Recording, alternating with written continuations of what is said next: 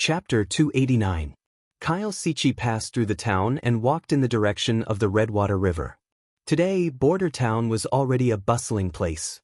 It was hard to imagine that it used to be an outpost to detect demonic beasts' movements. Under his feet was a dark gray hard ground, and on both sides of the street were neat rows of bungalows. Unlike the residential buildings, these houses were not used for living, and the space was much more spacious than that of a residential building. It was like a small warehouse. According to His Highness, these houses would be sold in the future. In front of the bungalows was a deep drainage ditch, which was covered with stone slabs, which seemed to draw two boundaries on the black street. In addition, a large tree would be planted on the side of the road at regular intervals, sandwiched between two bungalows. The branches were close to the center of the road.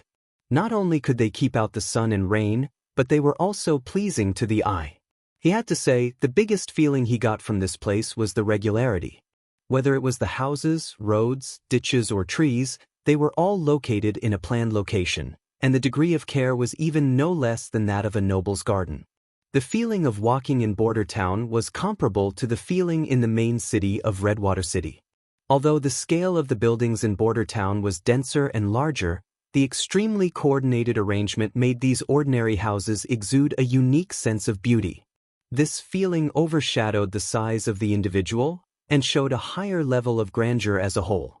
Just like those neat and uniform chemical formulas, he thought, this is the beauty brought by order. Nowadays, Kyle was quite famous in Border Town, and passers-by would nod to him and respectfully call him Sir Sage. However, compared to Sage, he preferred the title of Master of Chemistry, but unfortunately, His Highness Roland said that he had to comprehend intermediate chemistry before he could get this honor. Walking out of the central area, he could see the Redwater River, which ran across the western region. The number of laboratories on the river had increased to 4, but the last 2 were temporarily idle because they didn't have enough manpower. Kyle was about to call a few apprentices to complete the task given by His Highness, when a soldier wearing the uniform of the First Army came over. Sir Sichi, a sailboat came to the dock area, carrying more than 50 civilians, he said after saluting. Because there were too many of them, and they didn't look like merchants, the garrison stopped them. One of them said he wanted to see you, and he claimed to be an alchemist from Redwater City. His name is Chavez. Kyle excitedly grabbed the soldier's shoulder. Take me to see him. Pulling the soldier to the dock area, he saw a familiar figure. It was indeed Chavez. Master Mentor. The other party also noticed Kyle at the first moment and immediately waved his hands at him. These are the alchemists and alchemy apprentices I invited. He walked to the captain of the garrison. Let them in. I'll take them to the city hall to register. Sir, but please allow me to send a squad to escort them. It's fine. Although it was said to be an escort, it was actually surveillance and control to prevent anyone from leaving the team and sneaking into the town center. However, these were the rules set by His Royal Highness, so Kyle had no intention of interfering. Sir Mentor, what's going on with them? Why would there be someone guarding the dock in such a remote town? Chavez, who was allowed to pass, quickly walked to his side and complained with some dissatisfaction. Moreover, the checks are even stricter than the city guards of big cities. Even their names and origins must be asked. I used silver royals to make them change their minds. Silver wolves? Kyle asked with great interest. How many? Of course, only one. Chavez was slightly startled. Ha ha ha, he stroked his beard and laughed. Of course it won't work. You must know that their monthly salary is around 15 silver royals. 10? 15?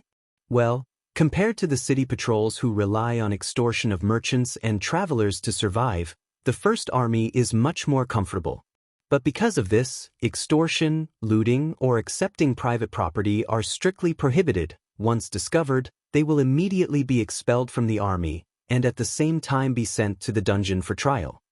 Although Kyle wasn't an official of the city hall, but after attending several meetings on behalf of the Minister of Chemical Industry, he had a certain understanding of the policies of the upper class. Can they really control their own hands? Chavez asked with a little doubt. There are also some who can't control their own hands, but they are all sent to the mines. He curled his lips and said, when you came here, didn't you notice the uniqueness of this town? Well, there are a lot of them, the young alchemist scratched his head. For example, along the river there seems to be a lot of people cutting down trees to build roads, which are already so far away from border town. In the end, where do they want to build? Also, what are these iron towers on the riverbank used for? To store drinking water? He paused. That's right. Before arriving at the pier, I actually saw an iron bridge under construction. It's neither wood nor stone. I'm sure it's made of iron. And it's much longer than the bridges I've seen before, isn't it? The chief alchemist smiled. So don't bring your experience of living in Redwater City here. This is a completely different city. Of course, right now it's only a town, but it's enough to make people feel surprised. Just like the contents of the elementary chemistry, before you see it with your own eyes, you will never think that there is such a possibility in the world. He didn't know why, but when he said these words to his former apprentice, his heart felt inexplicably carefree and happy. After thinking about it carefully, he realized that he had already regarded himself as a member of Border Town, just like how he would show off his new home to his guests. After completing the registration, the apprentices were handed over to the city hall officials to arrange their accommodation, while Kyle Sichi directly pulled Chavez back to his own residence. Although I knew that you would definitely accept my invitation in the end, I didn't expect you to come so soon. Chavez somewhat embarrassedly bowed his head. I should have promised you before.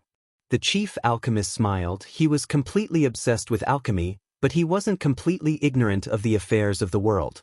At first, Chavez didn't choose to leave, most likely because he had high hopes for the Lord, hoping to obtain the position of chief with the two-acid method. Until Capora became the new chief, he still had a lot of prejudice against him, which led him to make up his mind to leave Redwater City. However, Kyle didn't care about this little thing. Yearning for the position of chief of the workshop was the ultimate pursuit of every alchemist.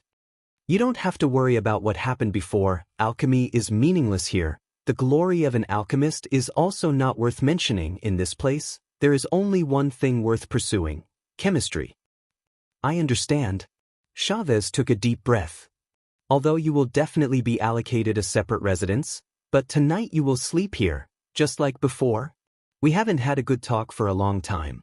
When he was teaching Chavez alchemy skills, he had pulled this young apprentice to talk all night long. If they were sleepy, they would squeeze into the same bed and sleep together. The other party obviously understood what he meant, excitedly said, "Yes, mentor." After dinner, the two went to the study. Kyle Sichi cautiously took out the book, Elementary Chemistry. Is this the ancient book that you hold in such high esteem? Chavez solemnly opened the first page and began to read it carefully. Kyle stood at the side, pointing out the parts that he didn't understand. This scene seemed to have returned to several years ago, when the other party once again became his apprentice. Chapter 290. Lightning took out the adventure supplies that she carried with her and checked them again. Fire sickles, tinder, bandages, daggers, maps, and a bag of dry food stuffed with beef floss. What about you? She looked at Maggie. Check them too. Maggie put her hand into her satchel. This cloth bag was usually hidden under her fluffy hair, so it was difficult to see how many things could be stuffed inside. Moreover, after turning into a bird, her clothes and satchel seemed to disappear into thin air. Compared to her own strict flying weight limit, Maggie seemed to be less affected. The best proof was that she took out far more things than herself. Jerky, meat floss, chicken thighs, fish fillets, eggs, piles of food were placed in front of Lightning. "Oh my God," she said while holding her forehead, "we are going on an adventure, not going to a barbecue in the wild. At least you have to bring a weapon." Cuckoo. Maggie touched her mouth. "Do you want to say that your beak is a weapon?" Lightning sighed. "If you meet a Judgment Army soldier dressed like a can, it would be a wonder if you can peck open his armor. Well, forget it. Anyway, it's only one day, we shouldn't encounter any danger. Let's go." She suddenly turned into a pigeon, ran 2 steps, and flew close to the ground for a long time before slowly rising. Well, maybe the weight still had an effect on her. Lightning pulled down her windproof glasses, and with a light leap, she flew in front of her. She remembered the first time she met Maggie. She was still in the southern woodland and launched an aerial pursuit. Although at that time the fat pigeon couldn't escape from her palm, at least it took her a lot of effort to get her down. Now, it seemed that she could catch her in the blink of an eye. She couldn't go on like this. It was rare to have a flying partner, and in the future she would have to rely on her to help her carry the exploration equipment. The little girl thought that it seemed that she had to train her. Lightning slowed down and flew side by side with Maggie. Speak properly. I want to ask, where are we going to explore, Coo? The pigeon opened and closed its mouth. The concealing forest is the westernmost part. I want to see how big this forest is. Lightning took out the map and spread it out, pointing to a blank area on the west side. While I'm at it, I might be able to see where the Redwater River comes from. After Maggie returned from the fjords, she immediately began to prepare for this adventure. Anyway, during the free practice, His Royal Highness wouldn't care where they flew. Moreover, there was a secret in the little girl's heart that she had not told him. She no longer dared to explore the forest alone. This was a great humiliation for an explorer. But she couldn't deceive herself. The trip to the stone tower had made her fear this deep forest. The thought of those horrible monsters hiding somewhere in the forest made her want to run away as soon as possible. Fortunately, she was still the daughter of the greatest explorer. Thunder had once mentioned to her the way to overcome fear, which was to approach it bit by bit, then observe and understand it. In the end, she would find that fear was not that scary, because it came from the obstacles in her heart. This adventure was Lightning's first attempt. With Maggie's company, her heart at least had a little more confidence. The chosen route was also very safe. It would follow the Redwater River to the west, not going deep into the forest, so it would be less likely to encounter the devil.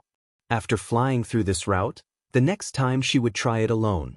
She believed that one day she would be able to draw a map of the entire Western Territory and once again step into the stone tower to uncover the truth about the holy city of Tequila.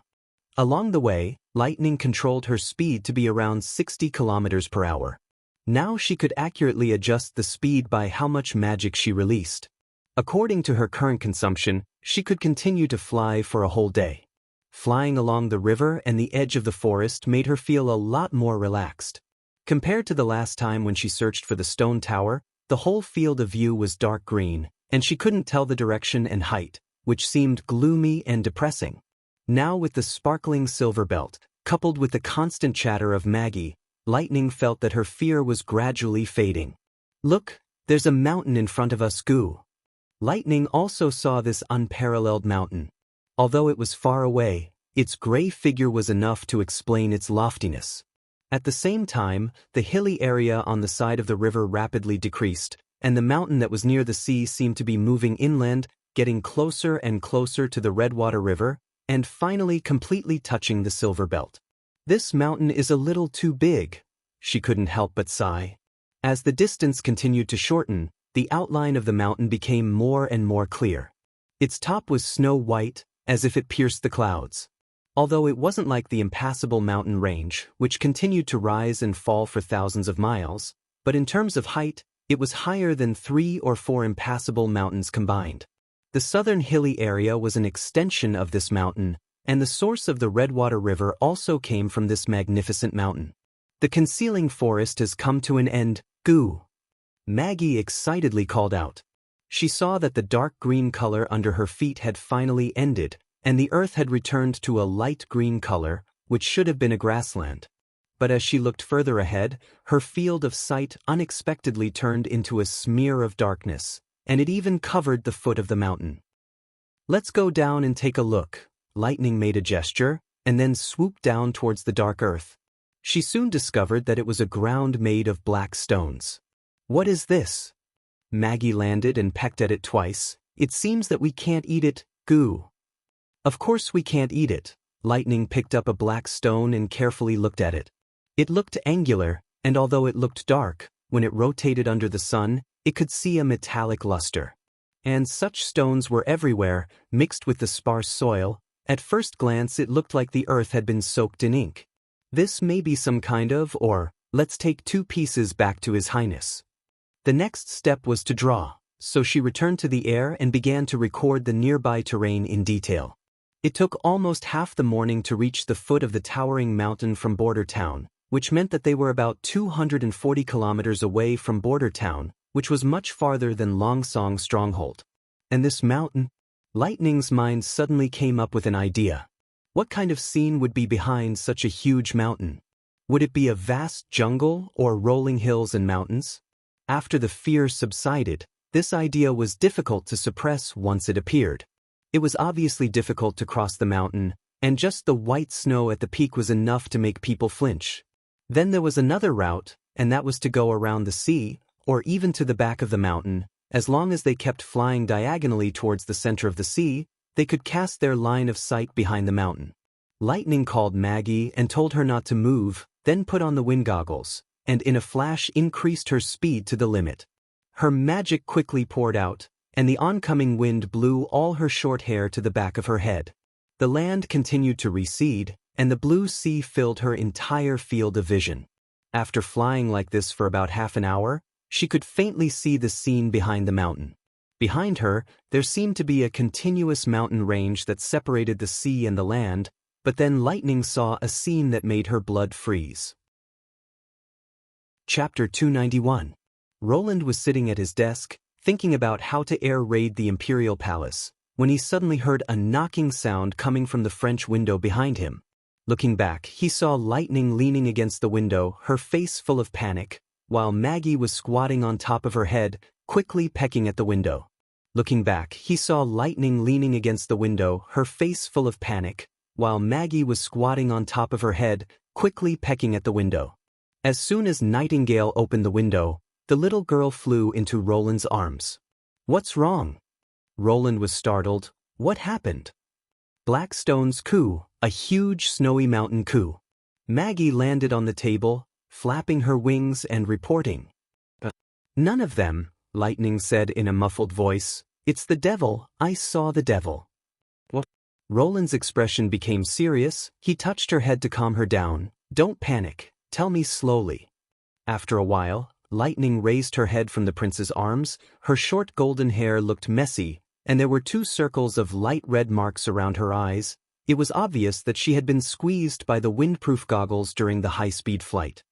"I intended to draw the border of the concealing forest, so I followed the Redwater River to the west, and then I found a mountain." After listening to her detailed description of what she had seen and heard, Roland couldn't help but stare. The red mist that the devils relied on to survive was behind the snowy mountain, and it was only 200 kilometers away from the western region. He looked at Nightingale, who nodded. "I'll call the other sisters." An emergency meeting was immediately held in the castle office.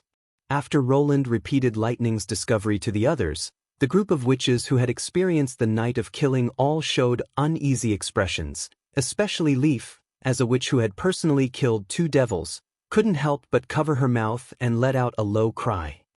"Your Highness, I suggest further exploration of the area covered by the red mist." Scroll was the first to speak. After all, Lightning only looked at it from a very long distance. She can't be sure that the devils are definitely entrenched under the red mist. In addition, even if we can confirm this, we still have to investigate whether they will cross the mountains near the sea and follow the coastline to the mainland of the kingdom. "I agree with Scroll's point of view." Vendi nodded. "Although they are very powerful, a well-prepared defense is always better than being captured without a fight." As the 2 oldest witches in the Witch Cooperation Association, Scroll and Vendi had always been the backbone of many sisters' hearts.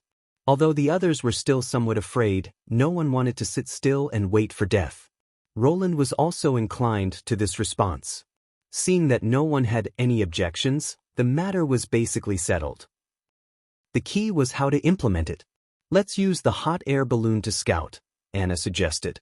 "Cover the cloud gazer with sky camouflage and use the clouds as cover to fly over the sea." "We can also bring Sylvie along," Nightingale said. "Her ability is perfect for this kind of situation." "Yes," Roland nodded. "In addition, I also want to go." "Your Highness." As soon as the words left his mouth, Vendi, Scroll, and Nightingale all stopped him at the same time. "You can't take this risk yourself." "It's not a risk," Roland waved his hand. If they had the ability to fly over the sea or mountains, they would have already spread all over the 4 kingdoms. The reason why they are still gathered in the far west is because the devils aren't as terrible as imagined. There was also another reason he didn't say.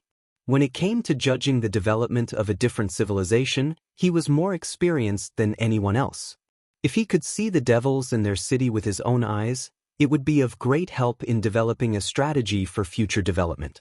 But Vendi showed hesitation. "Don't worry, it's just a look from a distance," the prince smiled. "If it was dangerous to stay and scout from a distance, I wouldn't have agreed to let you go."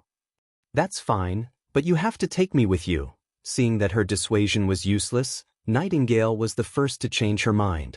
Looking at the serious look in the other's eyes, Roland knew that he couldn't refuse her. After thinking for a while, he announced, "Then, in addition to me, the members of this trip will be Anna, Vendi, Soroya, Sylvie, Nightingale, Lightning, and Maggie. The departure time will be a week later. In addition to the necessary food preparation, I will give each of you a revolver. Practice it well for a week, so that even if you are a non-combat witch, you will still have the ability to fight back against any enemy." The flying speed of the hot air balloon was far inferior to that of Lightning, so it would probably take them a whole day to cover a distance of more than 200 kilometers. Therefore, they still needed to camp in the wilderness for 1 night in order to complete their reconnaissance. Taking this into account, dry food, tents and weapons were all necessities.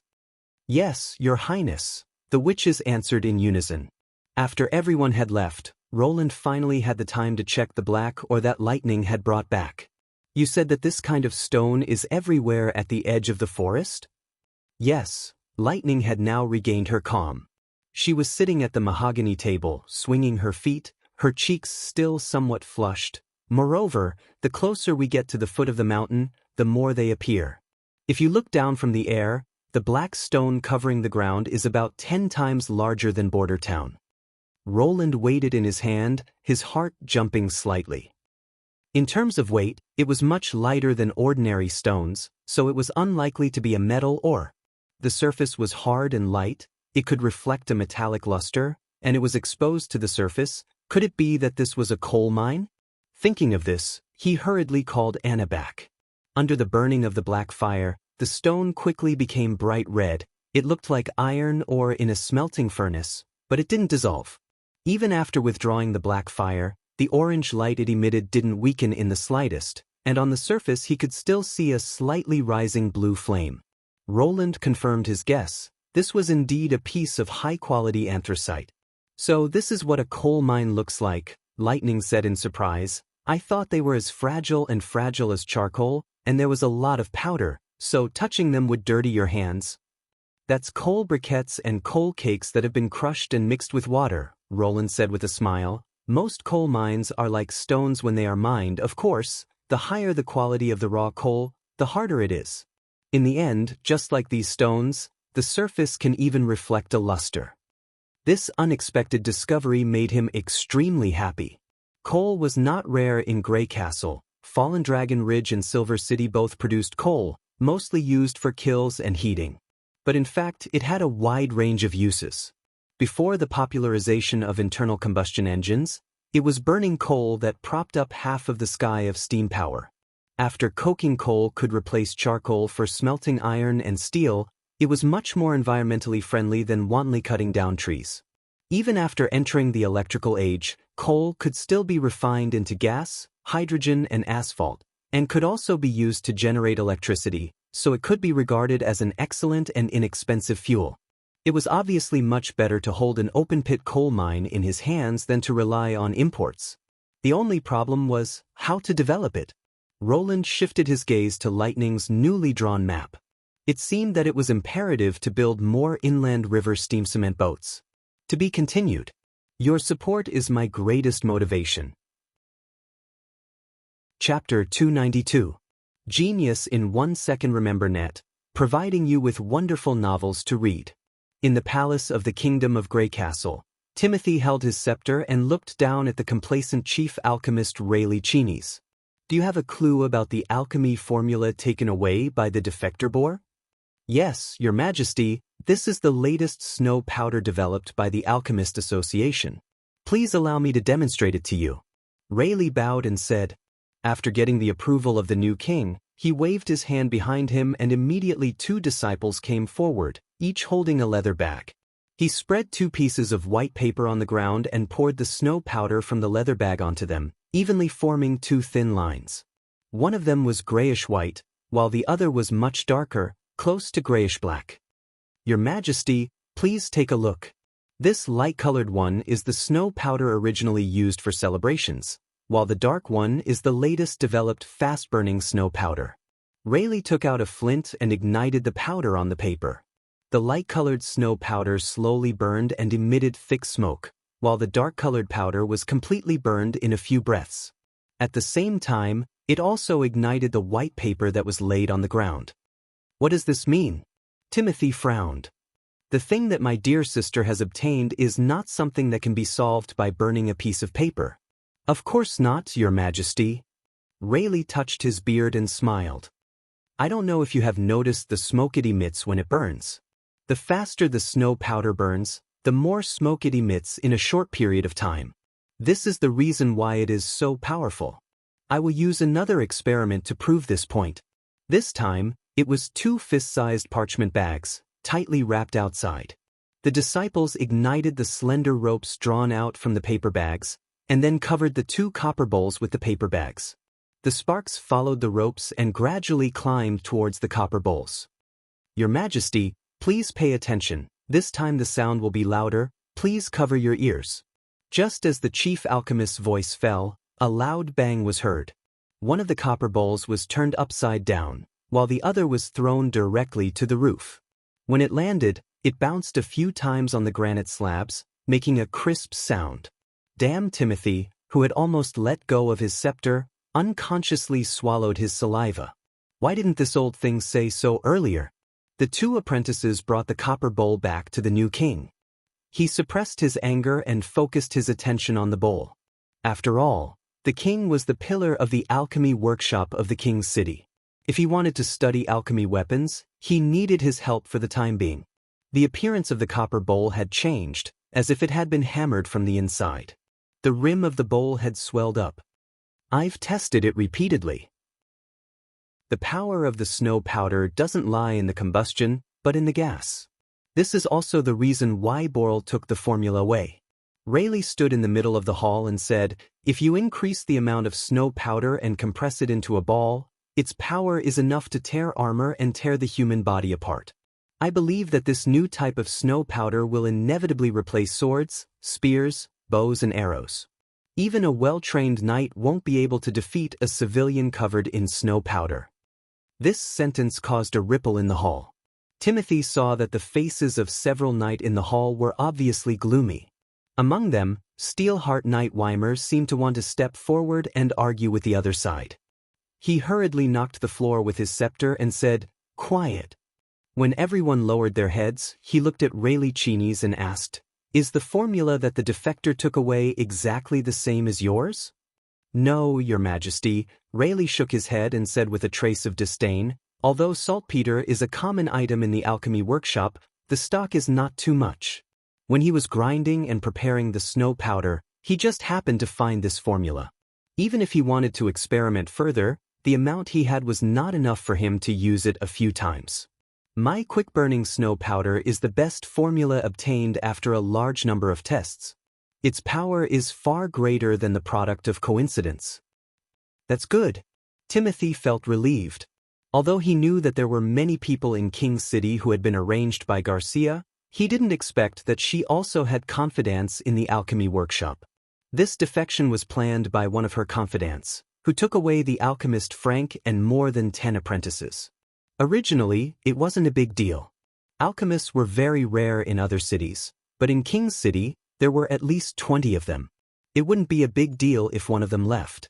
However, before this person left, he discovered a kind of extremely lethal snow powder. Before he could contribute the alchemy formula to the alchemy workshop, he disappeared without a trace the next day. Timothy's secret agents only had enough time to catch the confidants who had been left behind to confuse the enemy, but they were unable to intercept Frank and his team. After learning the news, he immediately ordered the Imperial Prime Minister to purchase all the saltpeter in the city and asked the alchemy workshop to reproduce Frank's snow powder formula as soon as possible. Now, after only 2 months, there was a clear result, which made him quite satisfied. Even this old man, who was a little lacking in respect for him, was a lot more pleasing to the eye. Timothy cleared his throat and said, "Well done, I will reward you with 25 golden dragons. In addition, I will open a snow powder workshop in the inner city of King City, which will mass-produce this fast-burning snow powder. You can't slack off, you should further study its usage. If you can really make the commoners defeat the knight as you said, there is no harm in rewarding you with a title and territory." "Thank you, Your Majesty." After the chief alchemist left, Sir Weimer couldn't help but stand up and say, "Your Highness, although this thing looks scary, it is absolutely impossible to use it to defeat the knight. As you can see, it needs to be ignited, and its killing range is only about half a step. Before the commoners come close to me, I have dozens of ways to make them fall to the ground and die. Even if they come close, they can take advantage of the gap between the ignition to kill the opponent, and then calmly leave." What Rayleigh said is nothing more than the imagination of someone who has never been on the battlefield. "We also think so, Your Majesty." The other knight opened their mouths one after another. "That's why I let him continue to explore better ways to use it," Timothy comforted. "For example, shortening the ignition time, or being able to throw it and so on. Of course, no matter what kind of weapon it is, I believe that the knight can do it better than the farmer." Although he said so, in his heart, there was also a trace of disapproval. The commoners were indeed useless. They were cowardly and ignorant, and they were greedy for life and afraid of death. But with the control of the pill, the snow powder could become a powerful weapon. At least, when attacking the city gate and the defensive line of shields, as long as a few crazed militia wearing snow powder approached the target, it would be enough to tear a hole in the solid defensive line. At this moment, footsteps suddenly sounded outside the door. A guard anxiously walked into the palace hall, knelt down on one knee and said, "Your Majesty, the militia you sent to the Western Territory seems to have suffered heavy losses. Now the defeated soldiers have returned to King City. I heard that they also brought a letter of reprimand from Roland Wimbledon. Now many people know about this matter." What? Timothy was stunned. "Quickly make them shut their mouths, and bring all those who are still alive to the castle." In the castle courtyard, a group of disheveled militia knelt on the ground like mud and begged, "Your Majesty is merciful, please give us some pills, I really can't stand it anymore." "You are a group of trash. In addition to exhausting the enemy, you are basically useless. Living is also a waste of food, and you still dare to ask me for pills?" Timothy coldly looked at this group of people and asked in a deep voice, "In the end, how did you lose to the enemy? Whoever can explain the process of the battle, I will reward that person with the antidote." The crowd suddenly shouted, "We were attacked while we were on the ship, and the fleet was soon in chaos. Sir Knight ordered us to disembark and assemble, but when we came ashore, there were people who kept shooting at us with crossbows, and it was so dense that we couldn't fight back. Sir Knight took the lead to surrender, and we also followed suit." "What about the knight who led the team?" "No, I don't know, they took us back to the camp, but we didn't see Sir Knight." Timothy frowned, and his voice became even colder. "Then how did you come back?" "It was Prince Roland who let us go," one of them hurriedly said. "He also gave us a letter, and asked us to deliver it to you." "You guys?" "Yes, I also have one here." "Your Majesty, I also have a letter." The group of people quickly shouted, and one after another took out Roland's letter from their bosoms. Damn it, he really sent this thing to everyone. Timothy motioned for the guards to take the letter, and found that all the papers had the same paragraph written on them. "I am sorry for your foolishness, Timothy Wimbledon. Repeatedly invading the Western Territory is a serious mistake, and you will pay for it. I will attack King's City at the beginning of the 2nd month of autumn, and you will also find that your position is far from as safe as you think. At that time, all the people of King's City will see that your throne is already on the verge of collapse. Roland Wimbledon." To be continued. Your support is my greatest motivation. Chapter 293. The training place for pistol shooting was arranged in the castle, and all the witches selected for the investigation team, including Sylvie, were given a revolver. Roland spent 2 days to familiarize everyone with and master the posture of holding a gun, and then the training began with live shooting. The main content was divided into 10-meter aiming shooting and 5-meter rapid shooting, in order to cope with the two situations of being prepared and being attacked. During the gun training, the witches' performance was decent, but when it came to shooting, they were exposed.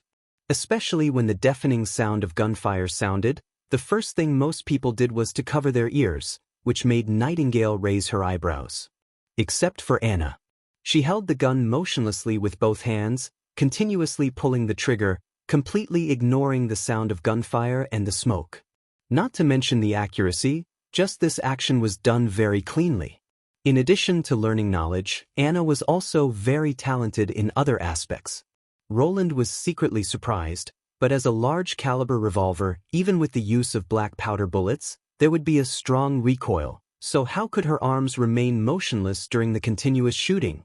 He curiously walked behind her, only to see 2 balls of black fire clinging to the handle, firmly clamping it in the air, while Anna was only holding the gun, not touching it at all. Patting her on the shoulder, she took out the black fire from her ears, using it as an earplug, with an expression on her face. "How is it, I hit all the targets?" Roland didn't know whether to laugh or cry, so he had to loudly announce, "No one is allowed to use their ability to assist in the training. If we encounter an enemy with a god's stone of retaliation, wouldn't we be in a panic?" Roland sighed, reaching out to plug Anna's ears. "This way, we won't be afraid." "Yes." Her bright eyes were full of smiles. After changing the bullets, she once again raised the gun to aim. "Maggie, come quickly, I also need to plug my ears," Lightning said enviously. "Coo." The latter pointed to the gun in her hand. "You can't shoot after you turn into a bird," the little girl winked. "You help me first, I'll help you later." "Coo." The other witches in the castle were also attracted by the continuous gunshots and gradually gathered in the castle's front yard. Many of them even showed an eager expression. In the end, almost everyone came up to experience how to operate a firearm. Seeing a group of colorful women fiddling with the weapons in their hands in high spirits, Roland was deeply moved. Until now, he could still remember the first time he met each witch. In the past, Anna's limbs were as thin and weak as bamboo poles. Her eyes were lifeless, and her face was always expressionless. There was always a hint of gloom between Nightingale's eyebrows. Her smile had nothing to do with her emotions, or rather, it was to hide her emotions that she always wore a playful smile on her lips.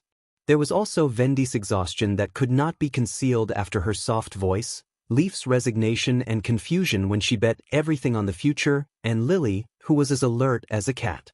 Lightning, Mystery Moon, Hummingbird, Scroll, and so on. After experiencing oppression, being framed, and being hunted down, being able to survive was already a form of luck. As for where he should go, he had no time to think at all. But now, they were completely different from the past. The witches all exuded a unique charm, their eyes sparkling with a lively light. For them, the future was no longer uncertain. In addition to being able to survive, they now had the spare energy to pursue something else, something that was as beautiful as life itself. And every time he saw the gratitude and trust in the witches' eyes when they looked at each other, Roland's heart was filled with strength. After lunch, it was his turn to practice high-altitude throwing in the afternoon. The number of witches participating in the practice was reduced by more than half, leaving only Anna, Vendy, and Lightning. This was also the minimum number of people needed to complete the air raid.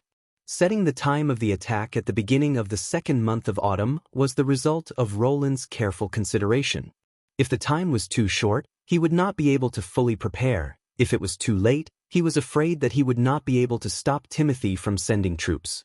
As long as he insisted on launching a large-scale attack on the western region and fed the forcibly conscripted civilians with the drugs, this air raid would not achieve the desired effect. Therefore, the autumn offensive had to be launched before he had completely completed his conscription. In order to achieve his goal, Roland planned to drop a 250-kilogram bomb directly over the Grey Castle Palace. This bomb, which was equivalent to the weight of 5 Nightingale, would be dropped from a height of 2,000 meters, directly penetrating the palace dome and detonating inside the palace. As the hot air balloon slowly rose, a huge basket carrying a solid imitation bomb rose into the sky. Because Roland was also riding in the basket, this solid iron bomb was a size smaller, probably only the weight of 4 Nightingale. However, its shape was exactly the same as the aerial bombs that would be put into actual combat in the future. It had a streamlined shell with a thick front and a thin back, and at the end was a stabilizing tail and a decelerating parachute, which could ensure that it would always fall perpendicular to the ground and control its maximum falling speed. The throwing basket had also been specially modified with an iron bracket, so that the bomb would stand vertically in the middle of the basket, with half of it sticking out of the bottom of the basket. As long as the valve was pulled, the claw mechanism would be released, and the bomb would leave the basket and fall straight down. As the altitude continued to rise, Border Town soon became only the size of a fingernail, while the Redwater River turned into a sparkling silver ribbon. "This is the first time I have stood at such a high place," Vendi looked out through the observation window. "I feel that the entire Western Territory has become narrow." "Because this place itself is very narrow," Roland said with a chuckle. "Look at the barbarian land in the north, that is the place we should go later."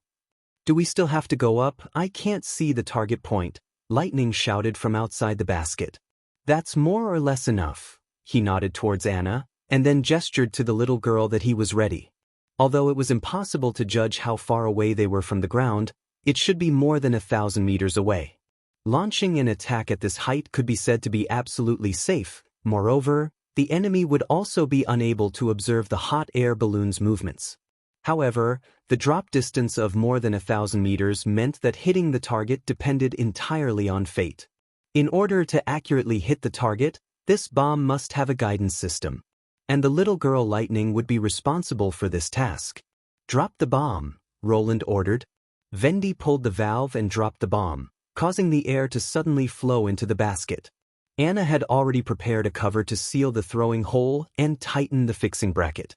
These processes had been repeatedly practiced on land, so the two of them seemed to have a very good understanding of each other. "Can she hit the target?" Vendi asked while leaning against the window.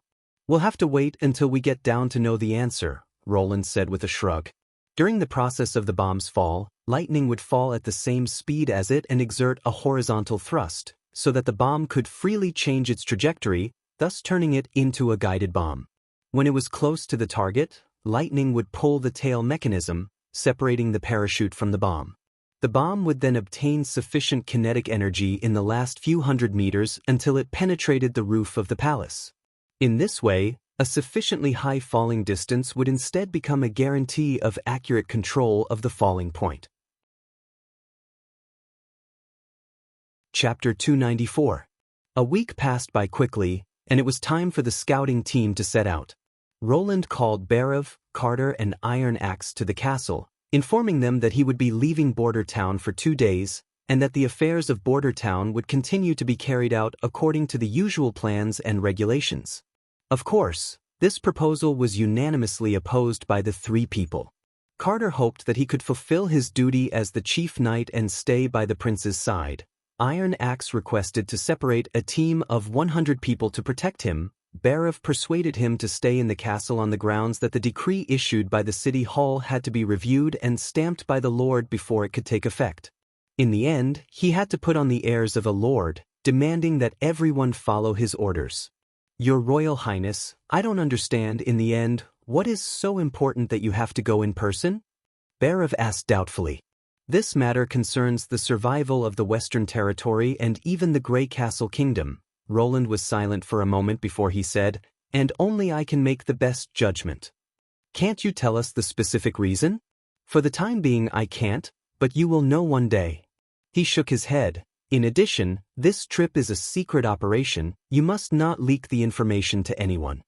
More than 200 kilometers away from the Western Territory, there might be a base camp of the devils, and these devils had also destroyed the holy city of Tequila, driving the resistance to the edge of the continent, and turning the barbarian land into a forbidden land that no one dared to set foot in. These words were really too shocking. Roland himself was still okay. He had seen all kinds of apocalyptic movies, so he was numb to it, but for them, he was afraid that they would be unable to accept such a fact. Once the news was leaked, it would be even more troublesome. If it caused panic among the subjects, it might lead to a large number of people fleeing the Western Territory. Therefore, now was not the right time to announce the truth. After explaining the state affairs, Roland and the witches boarded a hot air balloon, rising from the castle vestibule and flying in the direction of the snow-capped mountain. "Your Highness, if it is said that the church was really fighting against the devil more than 400 years ago, then are they good or bad?" Ever since she knew about the existence of the devil, Sylvie seemed to be preoccupied. "Of course it's bad."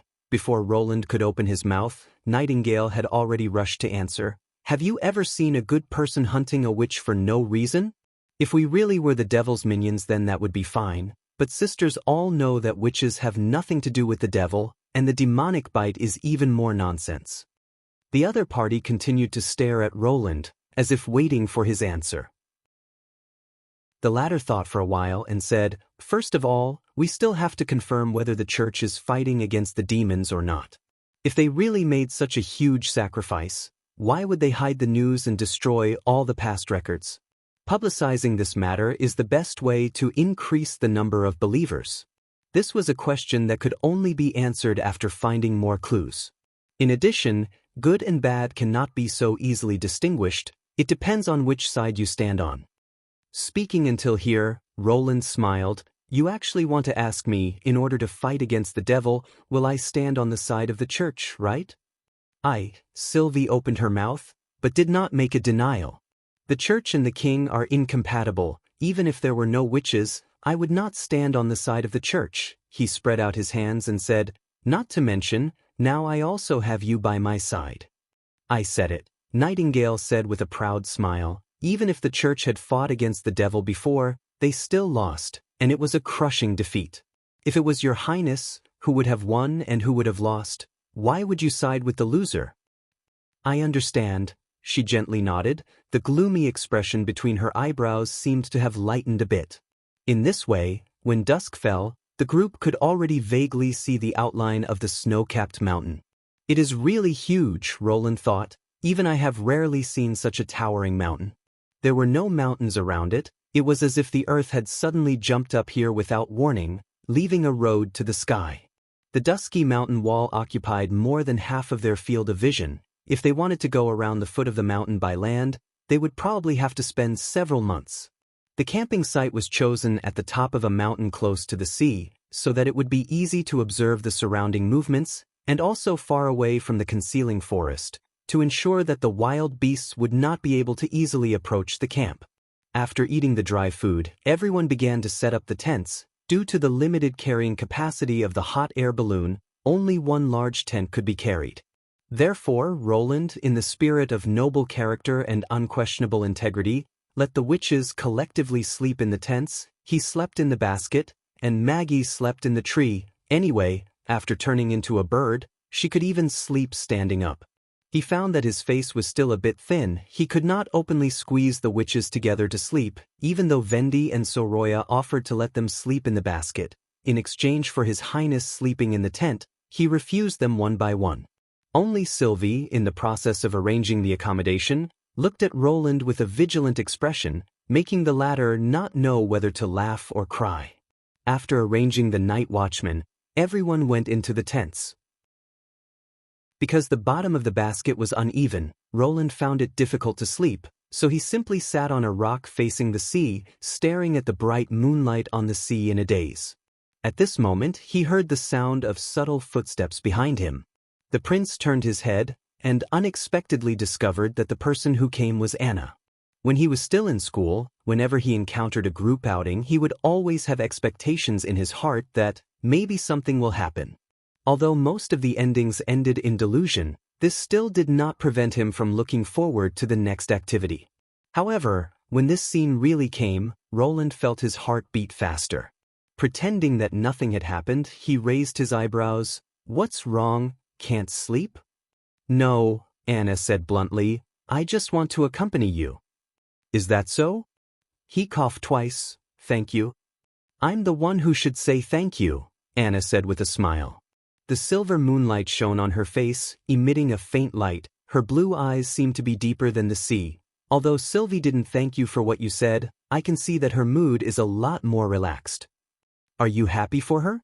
No, she shook her head. I'm happy for my choice. Roland was startled. What choice?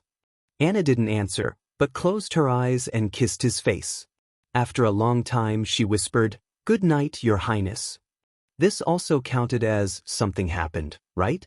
Watching her return to the tent, Roland stretched with satisfaction and was about to go back to the basket to sleep when a pair of invisible hands held his face. There was clearly nothing in front of him, but his face once again felt a soft touch, but this time, it was on the other side. Me too, Your Highness. Thank you for doing so much for the witches. Chapter 295.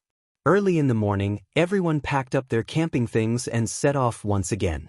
Roland also discovered another detail. Even if they slept in the wilderness, the witch's appearance wouldn't change in the slightest, but he obviously couldn't do this.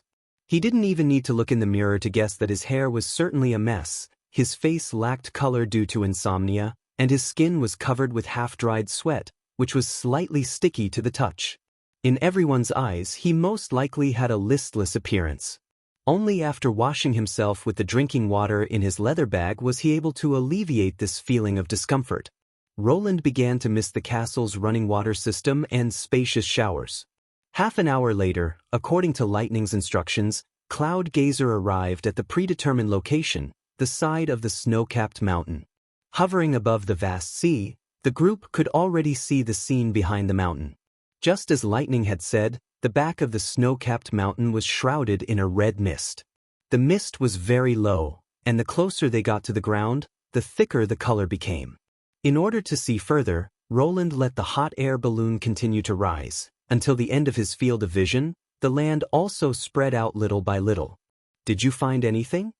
He looked at Sylvie.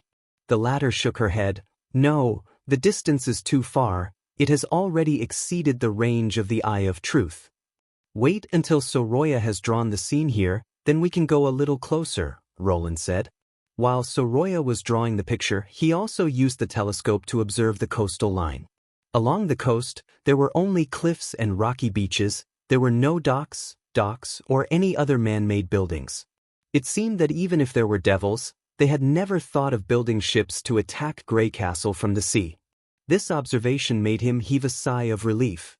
As the hot air balloon slowly approached the land, Sylvie finally began to report what she saw. About 10 miles away from the sea, she found a pile of black stone buildings, triangular in shape, resembling a steeple. It's just like the mirage we saw in the barbarian land, Vendi couldn't help but exclaim, this really is the devil's territory. But the height is obviously wrong, Soraya frowned. The steeples in the mirage are hundreds of feet high. It's impossible for them to be covered by the red mist. They should be higher than the rolling hills. Perhaps what you saw was the Devil's City, and this is only the Devil's Village. Anna guessed. So the Devils have a complete and unique urban system. They belong to a higher evolved group, and at the same time, they are keen on expansion and killing? Please don't be like this. What's in those steeples? Most of the spires are empty, and some seem to be filled with liquid. Wait, Sylvie was startled, and then said in disbelief, Let's go, the demons have found us. Found something? Roland raised the telescope and glanced at it.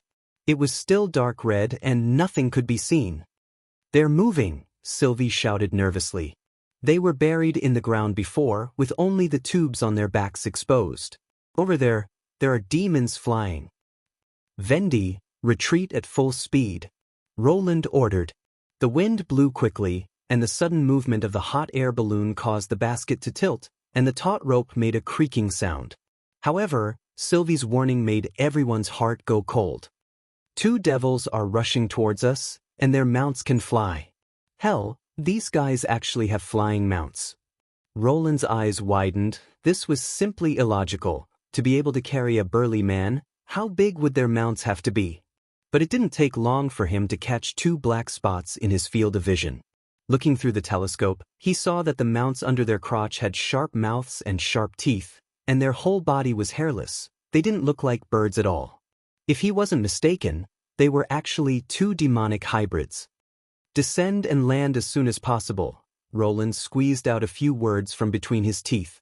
They were too careless. They didn't expect the devils to have the ability to pursue them in the air, and the only one on their side who could fight in the sky was lightning. But looking at her pale complexion, they knew that they had no chance of winning this battle. Once they were overtaken, even if the other side only used a collision to attack the balloon, it would still be enough to take the witches' lives. Even if the coating could resist the impact and bite of the demonic beasts, under the violent shaking, everyone would likely be thrown out of the basket and smashed into the sea like a stone. And falling from this height, there was no difference between the sea and the land. At this time, the devils were getting closer and closer to the hot air balloon, and without the help of the telescope, Roland could already see the huge wings of the demonic hybrids and the burly enemy on their backs. "Be careful," Sylvie screamed again. "They are preparing to throw their spears." Hearing this warning, his mind suddenly remembered the scene of the battle described by Leaf. The enemy had used this method to take away Scarlet's life in an instant. He didn't see the devil's arm expand in an instant, and he didn't even see the incoming spear. At the same time that Sylvie gave the warning, Anna had already stretched out her hands and controlled the black fire to spread out into a thin sheet, blocking the front of the basket. Then there were two loud bang-bang sounds. Anna let out a muffled groan and took 2 steps back. The black fire shattered like glass, and the spear was only left with half of the burning iron shaft, tumbling down towards the sea. She had used a dense curtain of black fire to block this attack. The witches all breathed a sigh of relief. Only Roland was burning with anxiety. This way of operating her ability would greatly consume Anna's magic power. When they were smelting steel together, Roland had already noticed that if it was just heating or cutting, the huge amount of magic power in her body would almost never dry up, but once it was expanded to a macroscopic level, as a dense whole to exert influence on an object, the consumption of magic power would increase exponentially. For example, if the black fire was used as a furnace, the outer wall that prevented the molten steel from flowing would accelerate the consumption of magic power, and if she wanted to lift the entire black fire furnace, even Anna wouldn't be able to hold on for more than a few minutes. Obviously, blocking the black fire a moment ago had consumed a lot of her energy, and if she had to do it 2 more times, perhaps she wouldn't even be able to maintain the heating. The devil seemed to be intimidated by this scene, and didn't immediately launch a follow-up attack. Instead, it swept past the hot air balloon from both sides, as if waiting for the next attack. For the first time, Roland saw the enemy's ferocious appearance at such a close distance. They were exactly the same as in the photo, wearing the demonic beast's head, their eyes were covered by a scarlet crystal, and their chin was connected to a leather tube, bypassing their neck and leading to the carapace on their back. During this time, the witches took out their pistols to return fire, but with the constant shaking of the basket, it was almost impossible to hit an enemy moving at high speed. After firing 2 rounds of bullets, not a single shot hit the target. At this time, the devil's arms swelled up again, and this time, they chose to attack from the front and back. Anna didn't even have enough time to observe the enemy behind her, and the black fire she had summoned could only cover one side. Roland could clearly see the devil's right arm swing towards her, but he couldn't see the trajectory of the spear. Almost subconsciously, he pushed away Anna, who had her back to him.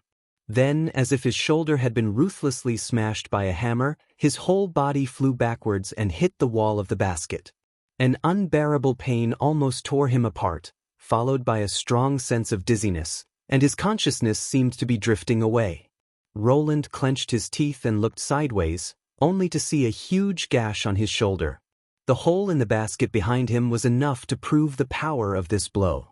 And the half of his arm, which had been completely torn off by this round of attack, fell into the corner of the basket, and the blood that flowed out from it quickly dyed his clothes red. "No!" Nightingale's heart-wrenching cry was the last sound he heard before he lost consciousness. To be continued. Your support is my greatest motivation. Chapter 296. Looking at the moment when Roland was hit, Nightingale felt her heart suddenly tighten.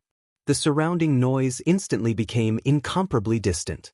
She wanted to go over and help him up, but she found that her whole body was cold and stiff, her hands were trembling slightly. Apart from the initial subconscious cry of surprise, even taking a step forward was extremely difficult. She was afraid that Roland would gradually lose his warmth in her arms. She was afraid that he would never wake up again. Just thinking about this made it difficult for Nightingale to breathe. Since she could remember, she had never been at a loss like this.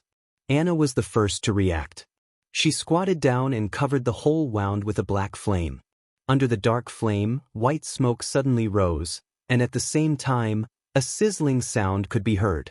When the black fire dissipated, Roland's broken arm had been burnt black. The trickling blood had stopped. That's right, this was the emergency measure he had taught me in the first aid class. What should I do next? After wrapping up the wound, I quickly went to the hospital to look for Nana. Nightingale swallowed her saliva and glanced at the basket. No, it's not possible. Nana isn't in the hot air balloon, but in Border Town. I have to go back. I have to hurry back as soon as possible. She slowly turned her head to the southeast where the town was. At this moment, the devil's ferocious appearance once again reflected in Nightingale's eyes, pulling all of her thoughts back to the basket. The witch's panicked shouts, the sound of gunfire, and the enemy's low roar once again echoed in her ears. After the coldness subsided, the chaotic thoughts in her mind finally converged into a single sentence. If I don't defeat the devil, I won't be able to rush back to Border Town. Lightning! Anna anxiously shouted, protect the hot air balloon as it descends. Although the little girl's face was pale, she looked at the unconscious Roland, gritted her teeth, nodded, and flew out of the basket. No, Nightingale thought, just by looking at her appearance, I know that she can't deal with the devil. Like most witches, Lightning had no experience fighting against a real enemy. Here, the only one who could defeat the devil was herself. Nightingale took a deep breath and forced herself to temporarily put the scene of His Royal Highness being injured at the back of her mind. The two demons were still in a pincer attack. Their spear-throwing arms were as thin as firewood, and it would probably take a long time for them to fully recover. The other party was about 50 meters away from the hot air balloon. At such a distance, it was impossible for him to reach it. It was very easy to lose one's footing and fall when using the fog at high altitudes. The higher he was from the ground, the fewer the lines that flashed past. If he stayed on one line for a long time, when the direction and the line changed from up to down, it was very likely that he would be torn into several pieces. Perhaps the enemy also realized that once the hot air balloon landed, things might become tricky. A demon waved its left hand that only had 3 fingers and shouted something loudly. Then, it pulled its mount and charged straight towards the hot air balloon. The other one pounced on Lightning. The demonic beast flapped its huge wings like a falcon catching a fledgling, causing her to be too tired to dodge. Just as Nightingale had predicted, Lightning could only rely on her nimble movements to protect herself. It was difficult for her to aim and fire at the enemy. The other witches were even afraid of accidentally injuring the little girl, so they stopped shooting. The demon that was rushing towards the hot air balloon ordered its mount to aim at the air balloon and claw at it. Fortunately, Soroya's coating was strong enough, so it was very difficult for the demonic beast's claws and teeth to penetrate it. Seeing that this trick was ineffective, it roared and flew into the distance. It seemed that it wanted to hit the hot air balloon and make it lose its balance. Nightingale had already seen the best opportunity. Using the fog, when a faintly glowing line appeared above her head, she didn't hesitate to step on it. Taking advantage of the moment when the hot air balloon's outline changed, she directly stood on top of the air balloon. Although her body was parallel to the ground, it was as if she was walking on flat ground, and she quickly climbed to the top of the hot air balloon. At this time, the demon also rushed over. In the world of black and white, Nightingale was surprised to find that there was a sparse magic cyclone slowly rotating inside the demon's body. Moreover, there was also a sparkling stone embedded in its skinny arm. They actually have magic power? But now was not the time to pay attention to this. The more than 10 meters of distance was only a short moment for her. When the demon was about to hit the hot air balloon, Nightingale jumped out of the fog and appeared behind the demon. Because of the sudden increase in the weight on the back of the giant winged demonic beast, its body suddenly sank down. The demon seemed to realize something and fiercely turned its head, only to be greeted by the roar of a 12mm pistol. "Go to hell!" The bullet rushed out of the flames and smoke, penetrating the demon's head with the force of 1,000 caddies, and blasting a bowl-sized hole in the back of its head. Viscous blood splattered everywhere, and a pungent smell spread in all directions. The demon twitched and fell, and the demonic beast changed its direction, passing by the side of the hot air balloon. Just when Nightingale wanted to turn back to the top of the air balloon, an accident happened. The tilted corpse moved the reins, and the mount suddenly rolled sideways, throwing her off. Before she could react, she had already left the safe distance from where she could return on her own. Although the hot air balloon had been descending, it was still hundreds of meters away from the sea.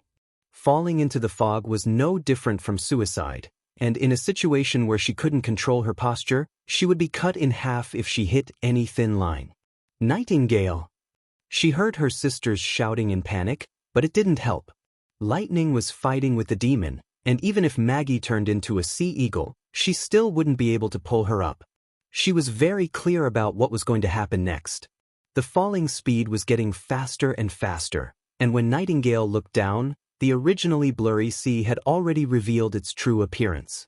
The rolling splashes and waves became more and more clear, as if it wasn't her falling, but the sea was accelerating towards her. The closer it was to this moment, the clearer her mind became. Nightingale closed her eyes, and the scene of her meeting with Roland seemed to reappear in front of her eyes. She sat on the edge of the bed, playing with the dagger in her hand, waiting for the gray-haired fourth prince to push open the door and enter. The flickering fire, the door, and the bedroom gradually disappeared, and finally, only his smiling face could be seen. The only regret was that she probably couldn't accompany him to the end. "Coo, coo, coo." Suddenly, a series of high-pitched chirps came into her ears. Nightingale opened her eyes and saw a white figure rushing straight down and pouncing on her chest. It was Maggie. She was just about to open her mouth to say something, when the pigeon's body burst into a dazzling white light. Its body instantly swelled up, and a pair of huge wings spread out from its back. The feathers fell off, and the bird's head became hideous, looking exactly like a flying demonic beast. "Ow!" Maggie let out a deafening roar, grabbed Nightingale with both claws, and threw her up. The latter rolled half a circle in the air, and fell straight on the broad back of the bird. "What the hell is going on?" Nightingale was completely stunned. "Ow, ow!" Maggie turned her head and shouted again, as if to remind her of something. This time, even without the translation, she understood the meaning of the other party's words. Although she didn't know why Maggie could become like this, but defeating the demon was the most important thing at the moment. "Go!" she shouted. To be continued. Your support is my greatest motivation. Chapter 297. When Maggie joined the battle with Nightingale, the situation instantly reversed. The demon let out an angry roar and was forced to give up chasing the flexible lightning. It dived down and went straight to Maggie. The arm that hadn't fully recovered raised the spear again and quickly swelled up. Cracks appeared on the skin and blood sprayed out. This time, the attack was still powerful, but the spear was no longer as powerful as before. At least Nightingale could see the trajectory of the spear. "Maggie!" She patted the giant beast under her, then spread out the fog and took a step forward. "A whir!" At the same time, Maggie's body shrank sharply and turned into a pigeon again. The huge target suddenly disappeared, and the spear flew past the two of them with a whistling sound, falling into the sea. The next moment, Nightingale appeared from the fog and returned to the back of the demonic beast Maggie. The whole process of dodging was as smooth as flowing water. The demon let out a painful howl. Its arm began to shrink inwards and finally broke, like a branch without water. But its left hand was still holding the reins, controlling the mount to hit the two people. It seemed that it wanted to die together. Maggie obviously wouldn't let it do as it wished. When they were about to collide, she suddenly sank and passed by the enemy. When it regained its balance, Nightingale on its back had disappeared. The latter appeared behind the demon like a ghost. The enemy tried to untie the rope that fixed its body in a hurry. Nightingale naturally wouldn't give it the opportunity. She pulled the trigger to vent her anger, and the gunshots rang out continuously. This round of shooting not only pierced the carapace on the back of the demon, but also penetrated its chest. The enemy let out a series of hoarse gasps and soon fell into the blood fog. Finally, the demonic beast that lost its master was killed by lightning. It fell into the sea and soon disappeared. Cloud Gazer slowly landed on the coast. What should we do next? Nightingale anxiously looked at Anna. At this time, she was the only one who could keep calm. We've been delayed for so long. Even if we fly at night, the hot air balloon will need to reach the town at midnight. Anna said word by word. His Highness Roland must be carried by lightning and Maggie. No problem. The huge head of the strange beast opened its mouth and said, I have no problem. Leave it to us. The little girl looked a little depressed. She probably felt that as an explorer, she was afraid of fighting with the enemy and caused everyone to fall into a predicament. Nightingale touched her head. No one is born good at these things, it's not your fault. The witches tied the unconscious prince to Maggie's back, and the severed hand was carried by lightning. The two of them quickly soared into the sky, flying along the Redwater River towards the town. What about us? Vendi asked. I don't have much magic left. Continue to fly. Fly as far as you can. The enemy may send a second team to search for us. This place is too close to the snowy mountain. We have to leave as soon as possible. Anna said, once we reach a safe area, we'll find a hidden place to land and camp. Her decision was unanimously approved by the rest of the witches. Cloud Gazer rose again. At this time, there were only 5 people left in the basket. How did the devil find us? Soroya was puzzled. The hot air balloon and basket are painted with sky camouflage. At an altitude of more than 2,000 meters, it's difficult to distinguish them even with a telescope. A huge devil, Sylvie frowned. It's crouching at the top of a black spire. It has a head that's even bigger than its body. It's covered with countless eyes. I just glanced at it, and all of its eyes looked at me. Then hundreds of devils came out from underground. The whole area seemed to be boiling. There's actually such a monster? Soroya sucked in a breath of cold air. Not only that, but the 2 flying mounts are also very strange, Anna thought. After they were shot, the blood that flowed out wasn't black like ink, but dark blue. This is completely different from the hybrid demonic beasts we met during the months of the demons. On the contrary, it's similar to the devil, Soroya added. I saw that the first devil that Nightingale shot and killed had blue blood. Aren't they demonic beasts? Sylvie asked. I don't know, but it's great that Maggie can change into their appearance, Vendi sighed. If she hadn't saved Nightingale, I'm afraid we would have been in danger. Her ability has evolved. Nightingale, who had been silent all this time, suddenly opened her mouth. When I was in the fog, I saw that the magic in her body was no longer a rotating cyclone. Instead, it had become a fixed shape, a pair of white wings spread out. Lightning held His Royal Highness's arm, her heart filled with guilt. The devil only had a ferocious appearance, but it wasn't so strong that she couldn't deal with it in the air. If she could have left the basket at the beginning and blocked the enemy, His Royal Highness wouldn't have been so seriously injured. It was an explorer's duty to stand up and protect his companions. When exploring the fjords, no matter what danger there was, Thunder would take the lead and lead everyone to break through one difficulty after another. Whether it was fighting against the pirates or the monsters of the deep sea, he never retreated a single step.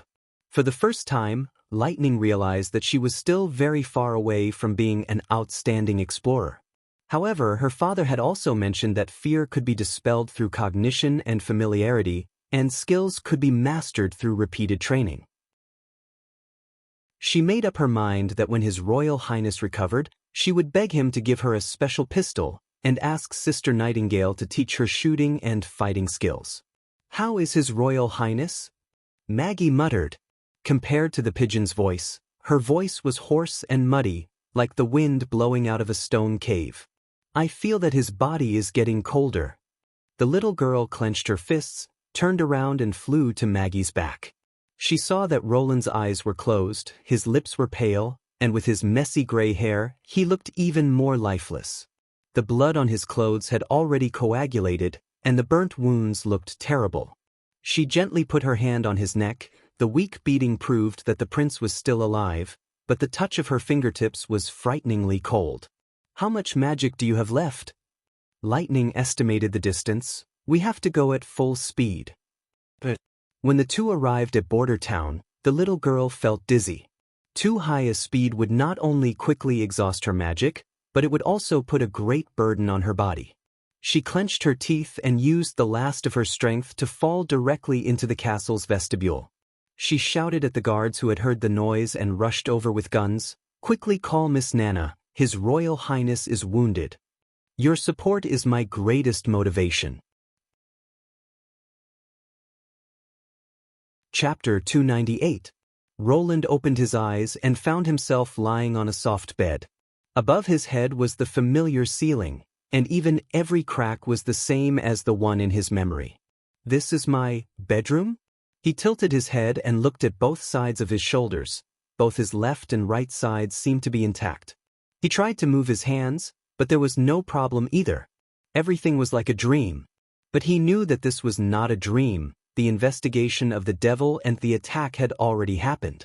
He was lying safe and sound in his bedroom, which meant that they had escaped the devil's pursuit and returned to the castle smoothly. But did all the witches come back safely? Thinking of this, Roland's heart could not help but sink. He tried to prop himself up, but his arms felt weak.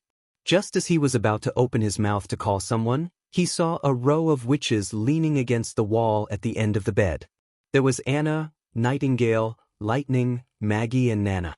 They were leaning on each other's shoulders, breathing steadily, eyes slightly closed, as if they were asleep. Roland quietly opened a corner of the curtain and found the first rays of the morning sun rising from the Redwater River, like a dazzling golden thread sprinkling on the earth. He woke up. Turning his head, Anna did not know when she had opened her eyes, but with sleepy eyes, she walked step by step to Roland's side. "Yes, I woke up. The other witches. They all arrived safely in Border Town. In fact, you were the only one injured." "Really?" Roland breathed a sigh of relief. "That's really good, fool." Before he could refute, Anna had already tightly hugged him. Her hands clasped behind his back were so strong that they almost embedded into his flesh. Anna's action woke up the other witches. "Your Highness." They stood up in surprise and surrounded him. Lightning was the second to hug Roland, followed by Nana and Maggie. Nightingale hesitated for a moment, then hugged everyone from behind. In this way, everyone hugged each other, unwilling to let go for a long time. Time seemed to freeze at this moment. After breakfast, Roland listened to the details of the incident in the office and finally figured out what happened afterward. The witches worked together to defeat the demon pursuers and allowed Lightning and Maggie to take them back in advance. After he was brought back to the castle to receive treatment from Nana Pine, his broken arm quickly recovered. But because of the severe blood loss, he slept for a whole day, so today was already the 4th day since the departure. All in all, this operation was somewhat careless. He did not expect that the demons would actually be able to discover the sky camouflage hot air balloon more than 10 miles away. According to Sylvie, the giant multi-eyed demon didn't seem to be acting strangely. Its eyeballs were also looking in all directions. However, when she shifted her gaze to the multi-eyed demon, it immediately reacted and turned all its eyeballs towards her. This kind of investigation method was unheard of. At this distance, apart from Sylvie's eye of truth, even the telescope was a blur. In addition, the top of the minaret was covered by the red mist, so it was even more difficult to see the specific situation of the demons. Correspondingly, it should also be very difficult for the other party to discover him. Having said that, although this trip encountered a major danger, the harvest of information was also extremely rich. The demons were no longer the mysterious and unknown emissaries of hell. They had their own towns and organizations, and like humans, belonged to a higher evolved civilization. Moreover, the other party's air power was not strong, at least in the area behind the snow-capped mountain. Hundreds of demons drilled out from the ground, but in the end only 2 of them rode their mounts to pursue them. This showed that flying was still a rare ability for them. As for whether the mounts were rare or the riders were rare, it was still unknown. But in general, this was good news for Border Town. At least he didn't have to worry about a group of demons bypassing the southern hills and mountains and directly entering the hinterland of the Western Territory to burn, kill, and loot. In addition, the fact that the demons had magic was also an important discovery. According to Nightingale's report, although the pursuing enemies had very little magic, they did indeed form a cyclone, which was very eye-catching in the state of the mist.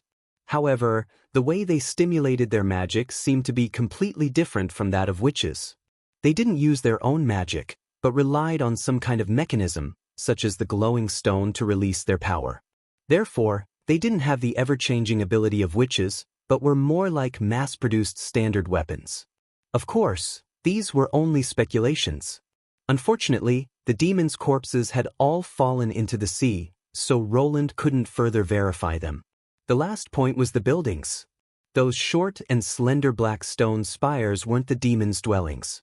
The material was also very strange, and the surface didn't have any traces of corrosion from the red mist. Some of the stone spires were empty, while others were filled with red liquid, similar to storage tanks. Was the red mist in the sky formed by the vaporization of these liquids? And the reason the demons didn't further expand to the barbarian land or even the 4 kingdoms was also because of the limited coverage of the gas. In any case, the comprehensive information showed that for the time being, they wouldn't threaten the safety of Border Town.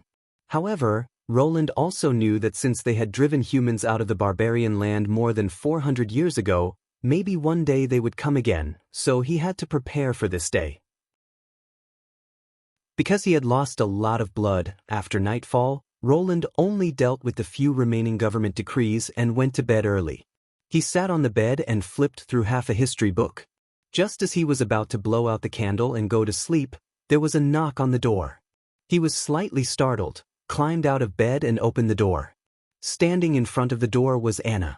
Unlike in the past, she wasn't holding a thick book, Intermediate Physics, or Natural Science Theoretical Foundation. Instead, she was empty-handed, wearing a white nightgown, and walked into the room. She didn't even wear shoes, and her delicate feet lightly touched the floor, so quiet that there wasn't a trace of sound.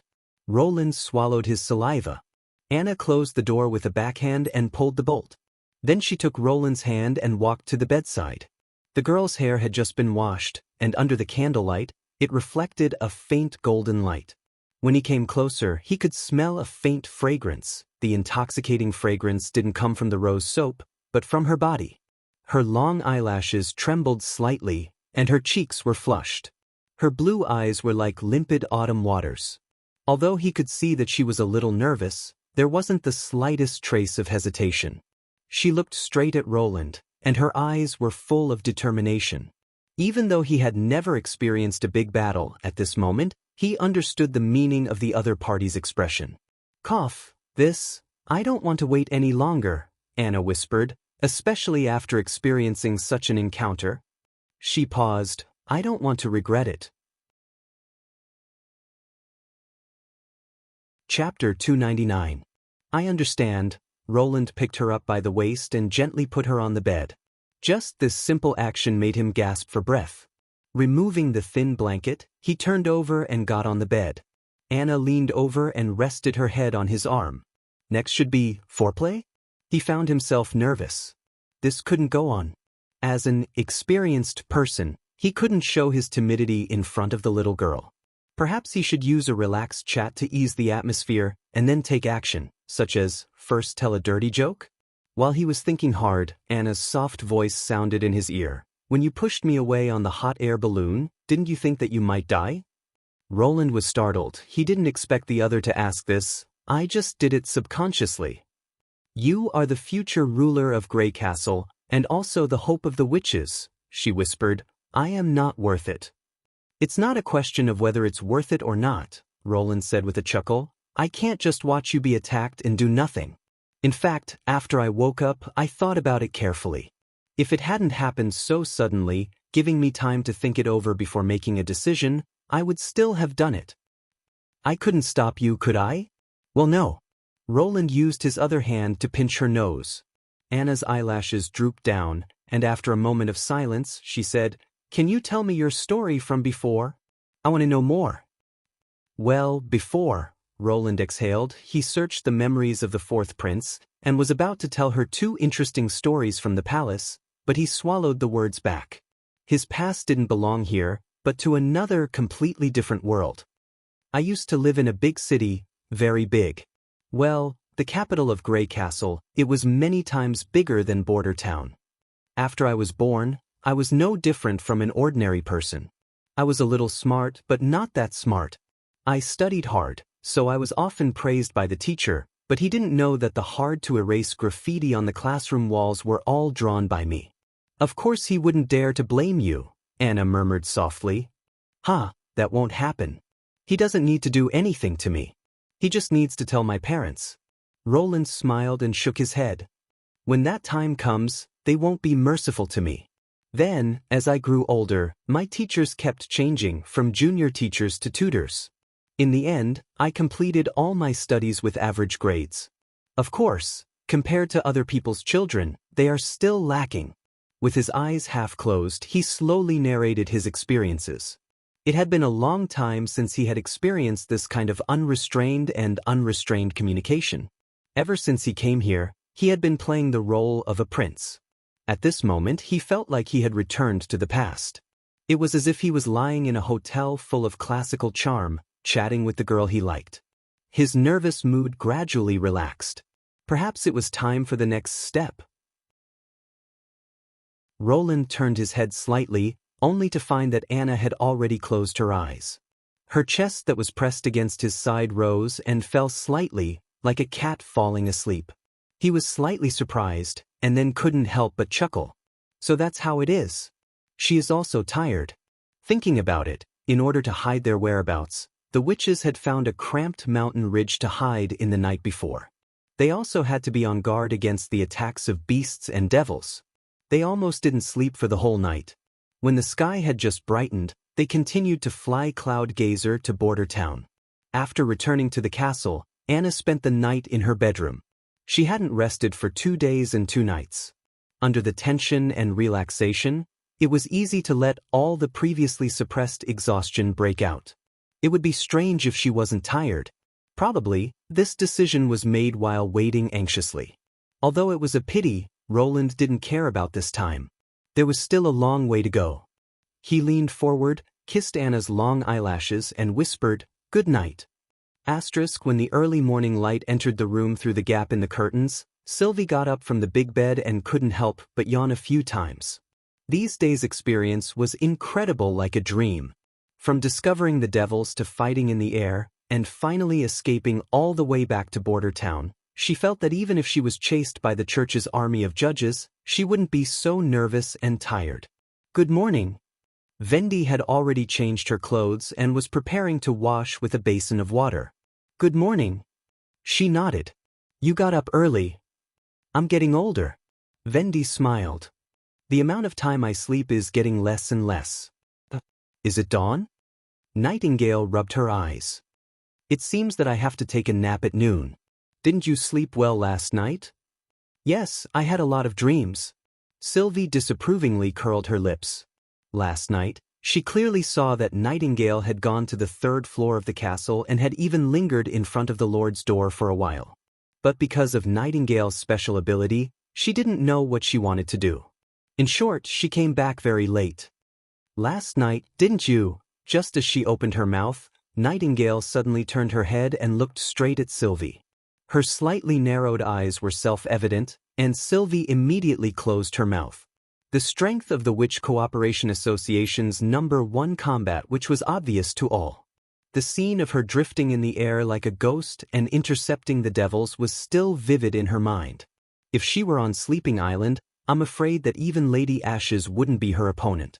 Regarding her silent warning, Sylvie felt that it was better not to be too curious. "What happened last night?" Vendi asked curiously. Ahem, she opened her mouth and said, I heard her snoring last night. It should be because she consumed too much energy these days. I think so too. Nightingale shrugged and took off her nightgown, revealing her well-proportioned and coordinated body. She then began to wear the underwear that His Highness had given her. Come to think of it, now even Vendi had completely accepted this piece of clothing, and even recommended it to her. She had to admit that His Highness Roland was really a terrible person. But at this time, thinking of him, Sylvie's heart was filled with a warm feeling. It turned out that there really was a noble who would be willing to be injured for a witch. Seeing Roland's posture when he pushed Anna away without a care for his own safety, she felt that something in the bottom of her heart had been touched. All the witches in the Witch Cooperation Association weren't tools under his control, but were his important subordinates, and even companions. His reaction at that moment couldn't be deceived. He was sincerely standing on the side of the witches, just like Tilly Wimbledon. If Roland and Tilly could stand hand in hand and gather the strength of the two places, maybe they could really create a new country where there was no distinction between witches and ordinary people. She decided to write a letter to Lady Tilly. It's great that His Highness Roland is your brother. To be continued. Your support is my greatest motivation. Chapter 300. Grey Castle King City, Garden Mansion in the Inner City. Today was the scheduled information exchange day. Theo was sitting on a soft chair in the living room, waiting for the arrival of the Pigeon and the Top Hat acrobatic troupe. After the beginning of autumn, the inner city gate was closed earlier than usual, so the secret meeting had to be changed to the afternoon. Hill Fox was always the first to arrive at the mansion. He was wearing a blue velvet open-collared coat, light gray tights, and moccasins. He even had a white bow tie around his neck, which made him look like an aristocrat. After saluting, he returned the book, History of the Kingdom's Customs, to Theo. The latter took the book and glanced at him with great interest. Have you finished reading? Yes, Hill nodded, then hesitated. Won't you teach me some fighting and swordsmanship, or assassination skills? But when the demonic disease broke out, you said that you would train me to be a qualified intelligence officer. He scratched his head. But so far, you have only given me some strange books to read. You mean History of the Kingdom? Theo poured himself a glass of wine and threw 2 ice cubes into it. This is not some strange book. It records the origins, traditions, family emblems, as well as famous local products of the kingdom's aristocracy. As an intelligence collector, you first have to be well informed, so that you can roughly judge whether the information coming from different places has any value. As for swordsmanship and assassination, he smiled. I don't intend to let you infiltrate an organization or go deep into the enemy's territory to investigate information. That would be dangerous and time-consuming. If you have the time, you might as well spend the Golden Dragon to directly bribe the informants. But not everyone can be bribed, Hill insisted. As for those organizations that are watertight, it is also very difficult to plant eyes. Without 10 or 20 years of effort, it is impossible to infiltrate them. Theo shook the glass and took a sip of the ice wine. A qualified intelligence officer only needs to do 2 things: distinguish information and hide themselves. The books I gave you are the basis for distinguishing information. As for the second point, as a member of the acrobatic troupe, you should have more experience than me. For example, your outfit today is very good. Just as Hill Fox bowed his head and pondered the meaning of these words, the clown and the others also arrived at the remote residence. Sir, everyone is here. In that case, let's get started. Theo put down his glass and opened his notepad. Who's first? I'll go first, my lord. Rocky Mountain, who was the most muscular among them, was the first to speak. There's a new group of people living in the camp on the outskirts of the eastern district of the kingdom. This news made the guard's eyebrows twitch slightly. He didn't expect that the first piece of information he heard would be bad news. Ever since the kingdom's night regiment had lost more than half of its members, the barracks set up in the outskirts had become the militia's base. All the rats, fugitives, and criminals recruited by Timothy would be stuffed into the East Camp before the expedition. More than a month ago, A group of more than 1,000 militia was sent to the western region, and now there were new people to replenish it? How many? Currently, there are only 200 or 300 people. Most of them seem to be from the northern region. In addition, there are some rats from the Blood Sale Association. However, compared to the first 2 times, there aren't many rats willing to go. Closely monitor their movements. Every time the camp increases by more than 200 people, report to me. Theo ordered. Yes, my lord. There was only one use for these people, and that was to use them as consumables after taking the pills. Now that the Queen of Clearwater had gone to the north, there was no longer any resistance in the southern region. Timothy would undoubtedly continue to attack His Highness Roland's territory, so he had to send this news back to Border Town as soon as possible. Next, this clown will bring you confidential information, or should I say, a drunken chat, the clown said in an exaggerated tone. I can't verify the authenticity of this news, but since the group of merchants said it with a nose and a face, I'll take it as true. They said that Garcia Wimbledon's Black Sail fleet appeared in the Kingdom of Eternal Winter and launched an attack on the church. As a result, the siege of Wolfshart City collapsed. They are also preparing to take advantage of the time before the beginning of winter to bring some scarce goods to sell. The Queen of Clearwater actually went to the Kingdom of Eternal Winter? Theo was a little surprised, but it didn't matter whether this news was true or not. She had chosen to leave Grey Castle in the north, which was tantamount to giving up the right to fight for the throne. Is that all? Well, I know that this matter is a bit far from Grey Castle. He stuck out his tongue. Next time, I'll ask for more useful information. Ahem. He'll cough twice. My lord, I have a new clue about the task you entrusted me with. Timothy has built a new workshop in the inner city, and has also recruited a lot of clay craftsmen. He has recently purchased a large amount of saltpeter and transported it there.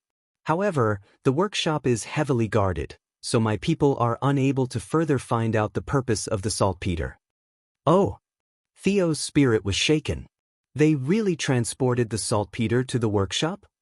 Indeed, Hill nodded. I personally followed a carriage that transported the goods. This was extremely valuable information. After staying by His Highness Roland's side for a long time, he naturally knew that the all-conquering gunpowder was an alchemical item, and its main component was saltpeter. Since the saltpeter around King's City had been wantonly purchased, he had noticed this and had arranged for Hill Fox to inquire about the whereabouts and purpose of the goods. Now that the other side had transferred the saltpeter from the alchemist workshop to the workshop, their intention was very obvious. From alchemical experiments to workshop production, it showed that they had already grasped the formula of gunpowder. This piece of information was even more important than the new soldiers in the eastern suburbs camp. Good job, Theo praised. After the secret meeting, everyone left the mansion in batches. Before leaving, Hill suddenly asked, My lord, with what we have done, can we really push Timothy off the throne? Of course, the guard smiled. Didn't you see the letter that His Highness Roland sent through the defeated soldiers? His throne is already on the verge of collapse. In the evening, after returning to the underground Trumpeter Tavern, Theo saw an unexpected acquaintance, Sean. Like himself, he was also a guard of His Royal Highness the Fourth Prince. After entering the guest room on the second floor, the two exchanged greetings for a moment. Theo closed the curtains and asked in a low voice, How did you know I was here? His Highness gave me a token and told me to find Ms. Marjorie. She knows where you are. Sean took out a sparkling red gem and shook it. Does he have a new task? It's not a task, it's a gift. Sean smiled and walked to the window, opened the curtain a crack, and whistled. He saw 3 grayish-brown birds fly into the room, land on the table, and chirp at him. After feeding each bird some wheat, they calmed down. It was the first time that Theo had seen such a spiritual bird. This is a messenger trained by a witch. Sean stroked the bird's neck and explained, unlike a carrier pigeon, they can travel back and forth between 2 places on their own, and don't need to be taken away and then released to return to their nest. You only need to say a specific password to the birds, and they will send the message to His Highness. If everything goes well, you only need to wait for a day, and you will receive a reply from His Highness. To be continued. Your support is my greatest motivation. Chapter 301. Ow ow. Maggie was fiddling with her wings and tail in the backyard of the newly repaired castle, spinning in circles for everyone to admire. Although he had already learned about the whole story from the witches, when Roland saw Maggie for the first time, he was still shocked from the bottom of his heart. This giant brown-skinned bird was 10 meters long, including its tail, with a wingspan of nearly 15 meters. It was similar to the wings of a bat, and under the sunlight, he could clearly see the blood vessels and skeleton under its thin skin. Probably because of its long body, the giant bird had 4 limbs, the thickness of an adult's arm, with claws at the end for support. The most eye-catching thing was its head, with 3 triangular eyes on both sides of its head. In addition, the whole face was a bloody mouth, not a common beak of a bird. When Maggie opened her mouth to speak, her mouth opened and closed, revealing a circle of sharp teeth and a long tongue, causing the other witches to let out a burst of exclamations. "This is the devil's mount?" Leaf sighed. "Fortunately, we didn't encounter such a monster in the barbarian land, otherwise none of us would have been able to escape. If it hadn't evolved a new ability, I'm afraid I wouldn't have been able to come back." Nightingale touched Maggie's smooth neck and said, "I'll prepare a bag of charcoal grilled fish slices for you every day." "I know, you need to pour more honey on it." The giant bird's tail swung more cheerfully. "Those fish slices were obviously mine." Roland sighed inwardly, taking the food from the kitchen to reward others without permission. Don't make it sound so dignified. "Then according to the old rules, let's test your new ability." "Okay, ow." After a whole morning of tossing and turning, Roland obtained the detailed abilities of Maggie's version of the strange beast. Following the previous practice of enlarging, the giant brown-skinned bird she had transformed into was a size larger than the original version of the devil's mount, and its carrying capacity had also increased a little, so it could carry 2 witches at the same time. However, when fully loaded, it could only maintain a flight speed of about 80 kilometers per hour, which was much slower than lightning. However, the advantage of Maggie was that it could last longer. When lightning flew with heavy objects, she would not only decrease her altitude, but also consume more magic power. As for the giant bird, as long as the transformation was completed, whether it was flying high or low, or carrying 1 or 2 people on its back, the consumption of magic power would be extremely slow. The only thing to consider was its own physical strength. Now, the amount of magic power Maggie could hold in her body had greatly increased. She had jumped from the bottom of the witch union to the middle of the pack. She could change her body 7 or 8 times a day. In addition, Roland also confirmed his previous speculation through Maggie. The evolution of a witch depended on the understanding of their own abilities. Whether this understanding was mastered through learning or a sudden epiphany, it could lead to changes in their abilities. This also meant that there was a possibility for witches to evolve naturally. As long as they had enough time, there would always be 1 or 2 lucky witches among them. Compared to the original ability, the evolved ability was like the difference between heaven and earth, and even had the effect of turning something rotten into something magical. Was this the reason why the church suppressed the wild witches? After lunch, the Lord's Castle district ushered in a big event. After nearly 4 months of construction and renovation, the witches' building was finally ready for use. Looking at the 3-story residential building with less than 50 suites, Roland could not help but sigh. In his previous life, such a building would at most be considered a self-built building in the countryside, but here, it was already the highest level of construction in the mainland kingdom, not because of its size, but because of its technology. It was the first brick and concrete building to use bamboo-reinforced concrete beams and columns. He remembered that when Carr had poured the first concrete column, he had said to Roland with mixed feelings, "Cement can also be used in this way. When mixed with pebbles, it can be molded into any shape and form any part of the house. Your Highness, I think it won't be long before stone masonry completely disappears from masonry." In addition to the beams and columns, the floors of the witches' building were all made of prefabricated cement slabs. Looking at the cement slabs with round holes in the middle, Roland felt as if he had returned to his childhood. This kind of ancient building material had only been seen in the 80s. By the time he was 10, it had been completely replaced by cast-in-place concrete slabs, completely abandoned by the times. But in Border Town, this backward, prefabricated board had once again been reborn. The witch's building was located on the left side of the castle, forming an L shape with the castle. The open space between the two buildings was the expanded garden, which was 3 or 4 times larger than before. It was enough for Leaf to improve a variety of crops and fruits. Evelyn, who had moved into her new house, felt a little uneasy. She had been in Border Town for a month, but besides tasting wine for His Highness, she hadn't done anything else. In the last exam, she was also at the bottom of the witches, only getting 5 points. Although Teacher Scroll didn't publicly announce the results, but this kind of thing could be guessed as long as one inquired about it in private. Even Honey, who talked to the birds all day long, got 7 points. She suddenly felt that she was no different from a fool.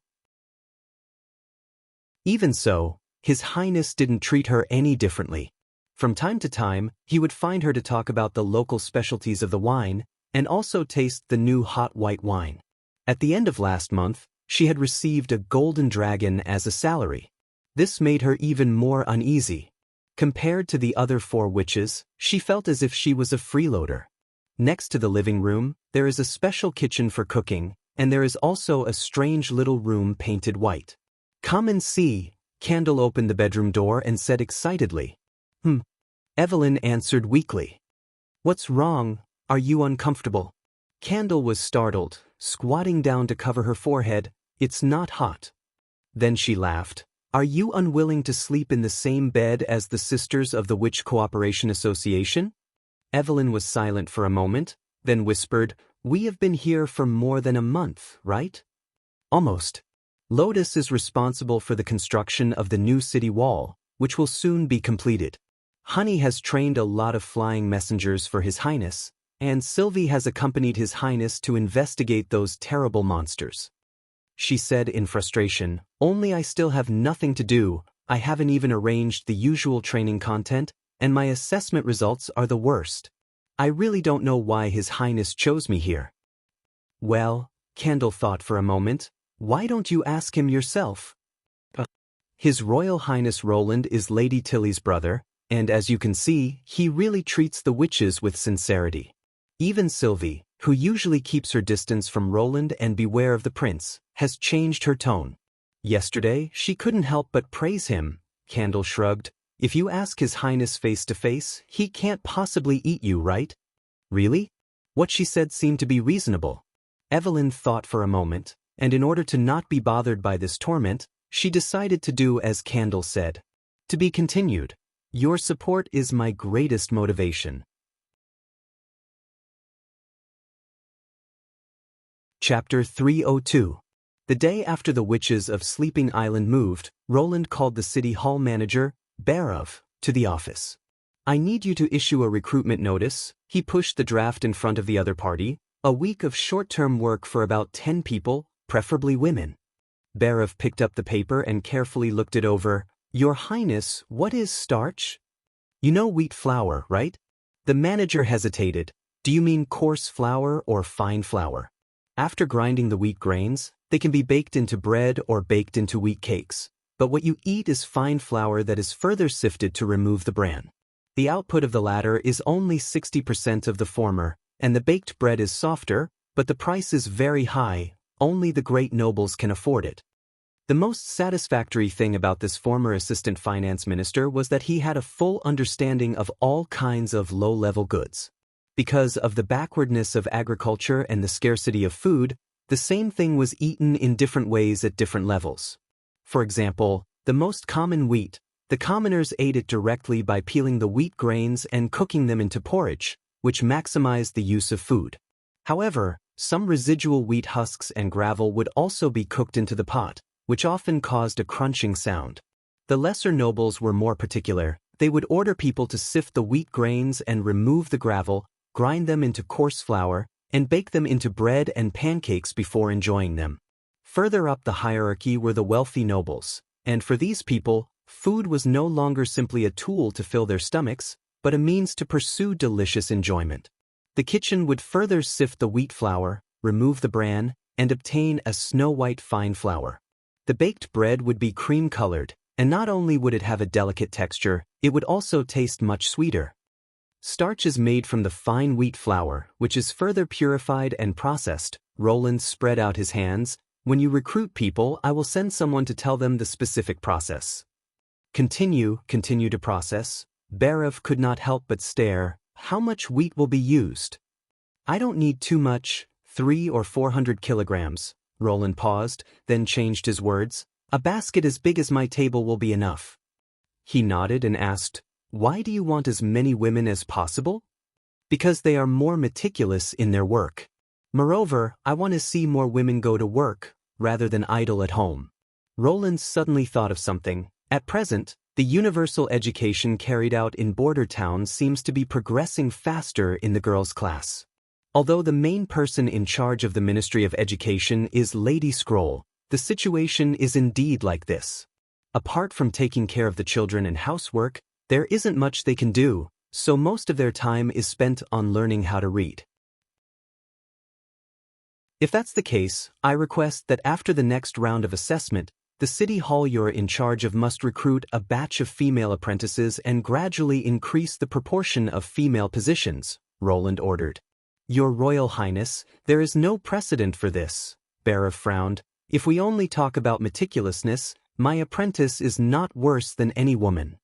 If there is no precedent, then create one, Roland said bluntly. This is also the simplest and fastest way to increase the labor force without increasing the total population. If all the women can take up the task of building the town, my available manpower will double. What you have to do is to guide people to change their minds. As long as the pay is attractive, I think they will come forward one by one. After Barav left, Nightingale laughed in the prince's ear and said, what delicious things are you going to make? Starch. No, it's not for eating. Roland took a sip of tea. Although in the process of processing, you can indeed get a good ingredient. He soaked the fine wheat flour in water, then kneaded and scrubbed it until the water completely turned white, then changed the basin of water and continued. The last remaining sticky substance was the gluten, which could be used to fry or stir-fry. It had a soft and elastic texture. After it was out of the pot, it would be smeared with honey or sprinkled with spices, and it would be delicious. But Roland's focus wasn't on the food. After the milky white water was sifted and left to rest, the precipitated starch was also the main material for making explosives. Under the conditions that nitroglycerin had not yet been tested, and there was no way to talk about tea, nitrostarch became the easiest high explosive to make, and the manufacturing process was exactly the same as nitrocotton. The finished product had low sensitivity and could not be ignited by open fire, so it needed to be detonated by a detonator. Its power was higher than TNT, and it was widely used as a substitute for the former during the two world wars. With high-purity starch, those alchemy apprentices who were familiar with the nitrocotton manufacturing process would surely be able to quickly produce a batch of nitrostarch. After lunch, Roland was planning to go back to his room to take a nap, when suddenly there was a knock on the office door. Usually at this time, it was Anna who came to find him. His heart thumped twice. Was it because he was too tired last time and fell asleep directly, so this time he decided to pick noon? Come in. The door was pushed open with a squeak, and Roland was startled. It turned out to be Evelyn standing outside. This is a little different from what I thought. He coughed twice and showed a kind smile. What's the matter? She went to the table and bowed her head, looking a little nervous. Your Highness, I want to ask you a question. Is it a cliché again? But in the spirit of treating comrades as warm as the spring breeze, he smiled and said, What question you can ask? Why did you choose me to come to Border Town? Roland was slightly stunned. Could it be that she thought the wine was bad? My ability is neither as good as Sylvie's, nor as practical as Lotus and Honey's, she whispered. If it's just wine tasting, the monthly salary of one golden dragon is enough to hire a professional winemaker from the king's city. What do you think of the wine? At first, I think it's too hot, but as I slowly drink it, I can accept it. As for those mixed with ice, juice, and sugar water, the taste is richer. But this is just my personal opinion, Evelyn replied cautiously. My family's tavern only sells cheap wine and watered ale, so I don't know the inclination of the nobles. It turns out that she's not suspecting that there's a problem with the wine. The prince quietly breathed a sigh of relief. He got up and opened the bookcase, took out a jar of ale from the top and placed it in front of Evelyn. Can you turn this jar of ale into the white wine I brewed? I think it should be no problem. She held out her hands and held the jar, and soon the dim yellow wine inside began to change.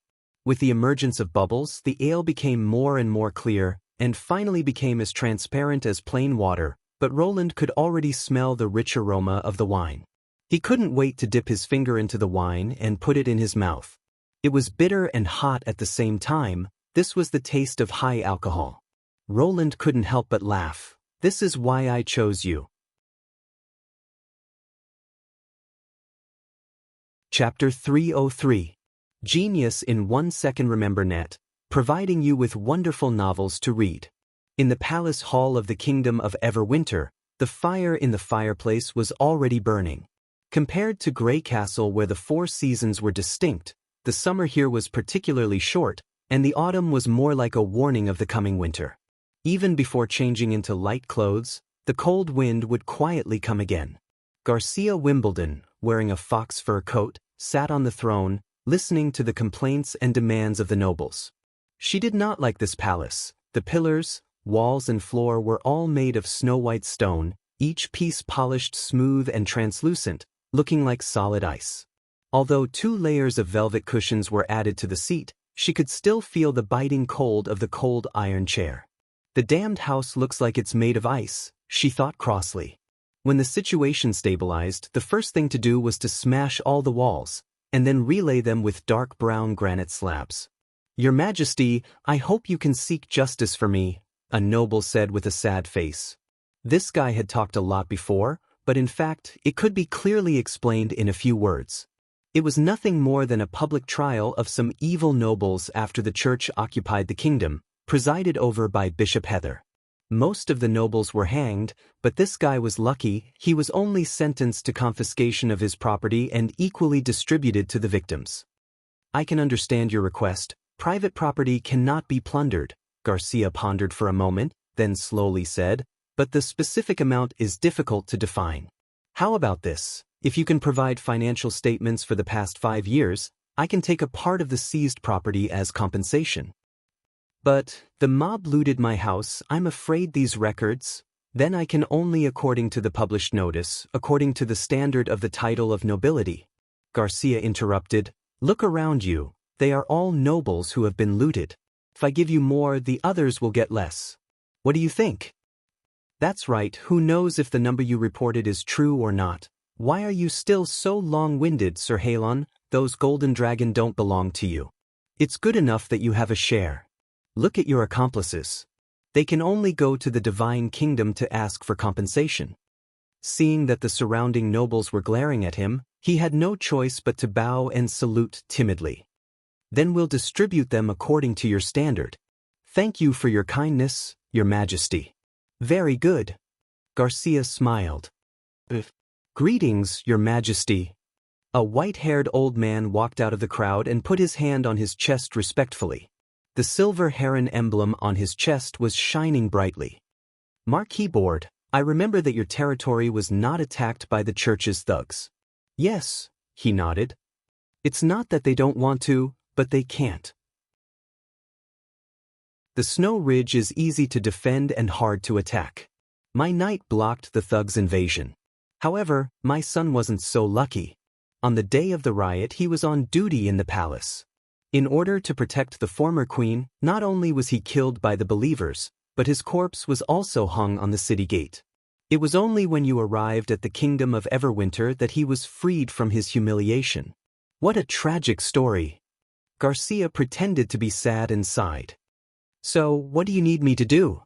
The person who killed him is called the Butcher. Now, he has become the leader of the remaining rebels. They are hiding in the impassable mountain range in the north. I want to avenge my son, the Marquis calmly stated. But I don't have many troops under me. Apart from patrolling, guarding the city wall and the granary, It's difficult for me to spare manpower to search for hundreds of exiled thugs in the wilderness. She shook her head and expressed her regret. Once winter comes, the mountains will be blocked by snow. They won't get any supplies and will freeze to death sooner or later. Why are you in such a hurry? Only by killing the murderers can I find peace, Your Majesty. I don't need to trouble you to send warriors to search for the rebels. There are many natural caves at the foot of the mountain. They must be hiding there. However, most of the entrances to the caves are very narrow. If they are blocked with stones, even a knight would find it difficult to break in. I hope you can provide me with the kind of alchemy item that can blow up the city gate. I will do the rest myself. He wanted snow powder. Garcia frowned. Snow powder was very powerful, and it was a trump card that could change the situation of a battle. She could never let it spread out. She was just about to refuse when the Marquis continued, "If you can agree to my request, I am willing to return to the palace and serve you. The Silver Heron family will also fully support you in taking over the kingdom of Everwinter." This sentence made Garcia slightly stunned. When the church executed the queen, they also killed a group of important ministers. Marquis Bod was quite famous here. If he could become the prime minister and gather the rest of the nobles, to a certain extent, it could make up for the difficult administrative situation. This request is not too much, she thought for a moment and finally made a decision. But I can't give you the alchemy powder directly. When you need it, I will send a special alchemist to help you blow up the cave. After the end of the court meeting, Garcia returned to the back room. Ryan came to greet her and handed her a cup of hot fruit wine. "You have worked hard, Your Majesty. Those nobles have really turned to you. In this way, even if you don't rely on the Wolf King, you can still slowly swallow the whole kingdom of Everwinter." "If there is no church," the queen shrugged. The church's action of depriving the nobles of their inheritance had pushed them all to her side. With the support of this group of people, coupled with the substantial weakening of the real power in the past, it would not be difficult for her to gain a foothold in King City. However, there was still a long way to go before she wanted to control the kingdom of Everwinter. The people here were greatly influenced by the church. The Black Sail warriors she had sent to sweep the churches in several other big cities were attacked by civilians and believers. Therefore, forming an alliance with the kingdom of Wolfheart was extremely important. Not only could they resist the church together, but they could also weaken the influence of the church by sending people. As for those stubborn commoners, he would just kill them all. "That's right, the Wolf King just sent a messenger to deliver a letter to you." Ryan took out an envelope from his bosom. "Because you were dealing with government affairs at the time, I did not want to disturb you." Garcia opened the envelope, took out the letter and opened it. Her expression became dignified. "Is it bad news?"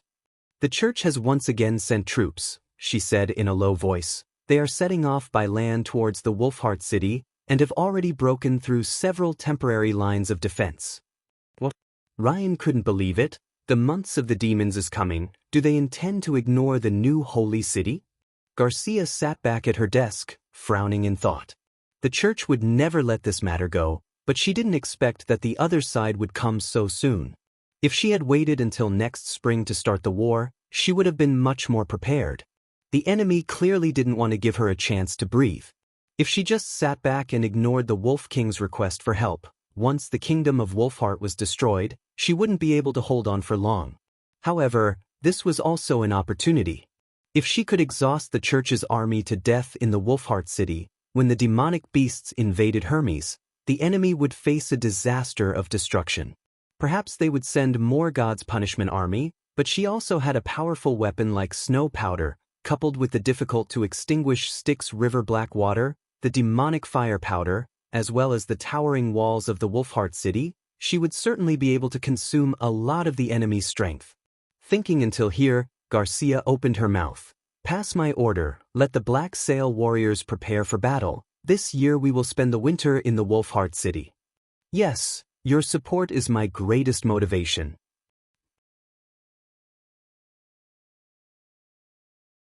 Chapter 304.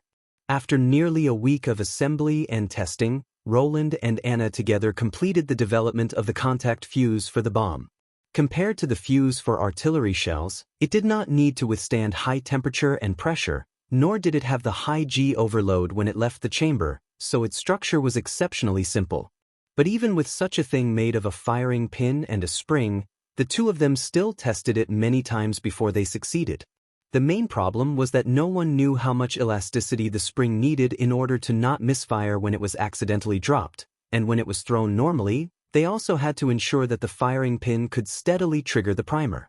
He and Anna could only test it little by changing the thickness and hardness of the spring. Fortunately, the latter and Lucia had done a lot of work in advance, so Roland could use more and more high-quality materials. The last to pass the test was alloy 1365, which had high hardness and low toughness, so even if the bomb fell from a height of 1 meter, it would not be compressed to the bottom. After choosing a suitable spring, the rest came naturally.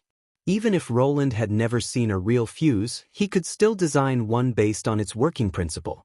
It was definitely backward, but for a stupid, black and thick bomb, it was enough. The finished version of the contact fuse was like a cylinder, 12 centimeters long and about 5 centimeters in diameter, with a screw thread at the bottom, which could be screwed into the hole at the top of the bomb. Its interior was a convex groove, and the firing pin was similar, so it could be inserted into the groove. Under normal conditions, its upper part was pushed against the groove by the spring, and the firing pin fell into the groove, exactly 1 finger's distance from the primer. To be safe, Roland also made a hole in the head of the firing pin and used a bolt to fix it on the cartridge case. Before throwing the bomb, the iron rod had to be pulled out first so that the firing pin could move up and down. The simulation test was carried out on a sunny afternoon. Because this bomb, after being filled with gravel and black gunpowder, was already close to the weight of 5 Nightingale, Roland did not board the hot air balloon, but instead watched it from a telescope 300 meters away from the dropping site. In addition to him, the First Army's Commander Iron Axe and Chief Knight Carter Lannis were also watching the test. Are you planning to use a hot air balloon to throw a giant bag of explosives into the palace? After listening to Roland's battle plan, Carter could not believe his ears. Launching an attack from an altitude of 2,000 meters, ignoring the city wall and the garrison forces, this completely subverted his previous combat philosophy. Of course, during this year in Border Town, he had already been subverted many times. As long as it's properly controlled, it's not impossible to achieve, Roland nodded. Timothy is currently recruiting new militias. If we can't stop him, the Western Territory will inevitably be attacked by Yao army. Even if we win, it won't bring us the slightest benefit. The secret letter sent by Theo showed that Timothy still wanted to use the same old trick to consume his own strength. It was unknown whether the team of emissaries sent by Barov would be able to catch up with the other side and draw more people to Border Town. If you can really cast the wrath of heaven's thunder on Timothy's head, he will definitely be scared out of his wits. Iron Axe said excitedly, "This is simply an irresistible heaven's punishment." "I hope so," Roland smiled. Although Theo had mentioned in the letter that Timothy was likely to have already figured out the formula for the black gunpowder and opened a workshop in the inner city in an attempt to mass-produce this dangerous substance, but after thinking it over, he still chose the top of the palace as the target. The reason was very simple, because the palace was sufficiently eye-catching. Looking down from an altitude of 2,000 meters, even the most magnificent city of Grey Castle was only the size of half a palm, so when throwing the bomb, it was necessary to find a good landing point in advance. The palace was in the center of the inner city, surrounded by a red-tiled wall, and the roof of the palace was paved with pure white slabs. During the fall, it looked particularly eye-catching, and it was almost impossible to mistake the target. But the workshop was different. He didn't have the layout of King City, and there was no one on the ground to guide him, so it was difficult to clearly describe the target's location with words. In addition, the workshop itself was not large. Once the bomb fell into the residential area, the gains of this plan would not make up for the losses. Suddenly, a white shadow fell straight to the ground, causing a column of smoke to rise in the test field, followed by a dull thud. "It seems that the bomb has fallen." Roland put away the telescope. "Let's go and see the result." After a week of training, Lightning's bomb-throwing technique had made great progress. This bomb fell less than 5 meters away from the center of the target. The whole body of the bomb had sunk into the soil, and the outer shell had been greatly deformed under the impact. When Cloud Gazer landed, Anna used her black flame to cut open the bomb, and everyone saw that the soil near the fuse had already become a mass of charred black, which proved that the high temperature of the primer had ignited the black gunpowder scattered on the surface of the soil, and the fuse itself was working normally. If the inside of the bomb was filled with nitrostarch, it could easily create a 4 to 6 meter deep pit and kill and injure the people within a range of 50 meters who had no shelter. Since the development of the bomb had been completed, the next step was to arrange the battle plan. Roland's gaze swept over everyone and slowly said, "The surprise attack on King's City will be carried out next Monday. First of all, Iron Axe, you will lead a team of 50 people with flintlocks and escort the witches to the outskirts of Silver City. There is a mountainous area there which can block the view, so whether it is to set up a camp or to release a balloon, it will be very suitable." "As you bid, Your Highness," Iron Axe replied. "Are we not going to fly directly from Border Town?" Vendi asked. "No, that is too far." Roland shook his head. "From the western region to King's City it would take at least a week. If they were to use Cloud Gazer to fly directly, it would still take about 3 days. Including the return journey, it would take 6 days. After the basket was installed with a throwing frame, it could only carry 2 people, so Nightingale couldn't go with them. Among the 4 witches, except for Anna, none of them had the ability to fight, so spending 6 nights in the wilderness was too risky. He really couldn't rest assured. If you set off from Silver City, you will only need 1 day to complete the bombing and return before the sun sets. Next is the witches. This time the mission members are Anna, Vendi, Lightning, Maggie, Nightingale, and Sylvie. The latter 2 are responsible for monitoring the situation around the camp. The attack process will be carried out by the first 4 according to the training methods, especially Lightning. He looked at the little girl. "Whether we can succeed or not depends on you." "Leave it to me," the latter said, patting her chest. "Then the last thing I want to say is, pay attention to your safety," Roland said word by word. "I will wait for your return in Border Town."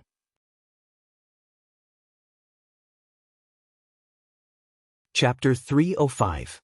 May did not expect that her heart would be full of expectations when she once again embarked on the return journey to Border Town. The woods along the Redwater River had begun to turn yellow, and the breeze blowing in her face brought a trace of coolness. The shimmering river water rolled under her feet, and from time to time, she could see fallen leaves sliding over the side of the boat. Without the anxiety and uneasiness from last time, the surrounding autumn scenery became poetic and picturesque. "Miss May," a reverent voice came from behind her. "Your performance of the Witch's Diary, was it really written by His Royal Highness himself for you?" May turned around and saw a group of actresses gathering around her. The one in the lead was nervously looking at her. She remembered that her name seemed to be Swallow. Sorry." Irene waved at her from the bow of the boat and said loudly with a smile, "I can't answer their question, so I had to let them ask you." "This idiot." May secretly rolled her eyes. If it was before, she would have just sneered at them. Probably because she had been with Irene for a long time, her patience had unexpectedly grown. "It wasn't written by His Royal Highness for me, but by the Minister of Education of City Hall, Lady Scroll, for the witches." Is that so?" Swallow blinked her eyes. "When you argued with Bella, we all thought it was true. Written by His Royal Highness himself, and written by His Royal Highness himself for me, the difference between the 2 was like heaven and earth. In the end, how did these people hear the first half of the sentence as the second half? But the writing of the script and the performance of the play have been approved by His Royal Highness, so Bella laughing at the script is indeed equivalent to laughing at His Royal Highness himself. I didn't lie to her about this." "Have you seen His Royal Highness?" "I heard that he has the signature long gray hair of the royal family, and that he is extraordinarily handsome. Is that true?" "I also heard that he has a romantic nature and has many lovers." "Hey, it's true." Looking at this group of lively little girls, May could not help but frown. Damn it, I shouldn't have responded to their curiosity. "All right, don't bother, Miss May." Rosia stepped forward and shooed them away, showing an apologetic look towards May. It doesn't matter. She shrugged and continued to enjoy the scenery along the coast. After all, I brought this trouble upon myself. I don't understand, Rosia said, scratching her head. Why did you take them with you when you left? Out of 35 of them, only 2 of them have ever gone on stage, while the other 26 haven't even finished all of their drama classes. According to what you said before, they can't even be considered as fledglings, they are still in their eggshells and haven't hatched yet.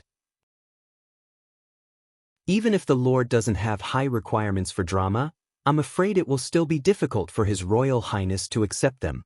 If you want to take revenge on Bella, you should also rope in the experienced supporting actors. I don't plan on having all of them act. The other party was stunned. They can all understand the script, right? May smiled. Although they are still a long way from performing on stage, they can at least read and write. Haven't you noticed that His Royal Highness is currently in need of such talents? She paused for a moment. Do you think that His Royal Highness Roland Wimbledon really wants us to perform because of his love for drama? If it's Lord Perrault, then the answer must be yes. Before he took over Long Song Stronghold, he already had the habit of visiting the theater once a week. But for His Royal Highness Roland, except for the first performance of the new play, he won't appear in the town square. Therefore, his promotion of drama is not because of his own preferences, but because he intends to use drama to promote his views to the public. May continued, compared to the initial emphasis on resistance to oppression and that witches are not evil, the new script, Dawn, and the new city have moved closer to the goal of recruiting people and making a fortune through hard work. I'm just following his wishes and doing my best. So that's how it is. I never thought about this, Rosia said, speechless. Pondering over a script, in addition to thinking about the role, you also have to try your best to understand the meaning of the whole story. This is also the quality that an excellent actor must have. Yes, thank you for your guidance, she bowed and said. Don't worry, May raised the corner of her mouth. If you don't want to act, you can also find a good job in Border Town. Maybe you can even enter the city hall and become an administrative officer. After all, His Royal Highness doesn't care about identity, nor does he care about family background. This road is much easier than being an actor. After the ship arrived in Border Town, May saw Philin Eltek standing at the dock to welcome them. Of course, he came for Irene. Seeing the girl rushing into his arms, she sighed softly. Isn't that man the light of dawn? So he wasn't sentenced to exile by His Royal Highness. The first knight of the Western region, that's great, Swallow said enviously. I thought he would be with the star of the theater. What nonsense are you talking about? May's cold voice made everyone immediately shut up. Quickly take your luggage and get off the ship. Gate and Rosia will take you to the city hall to register your identity. As for the rest, just listen to their arrangements. Yes, everyone replied respectfully.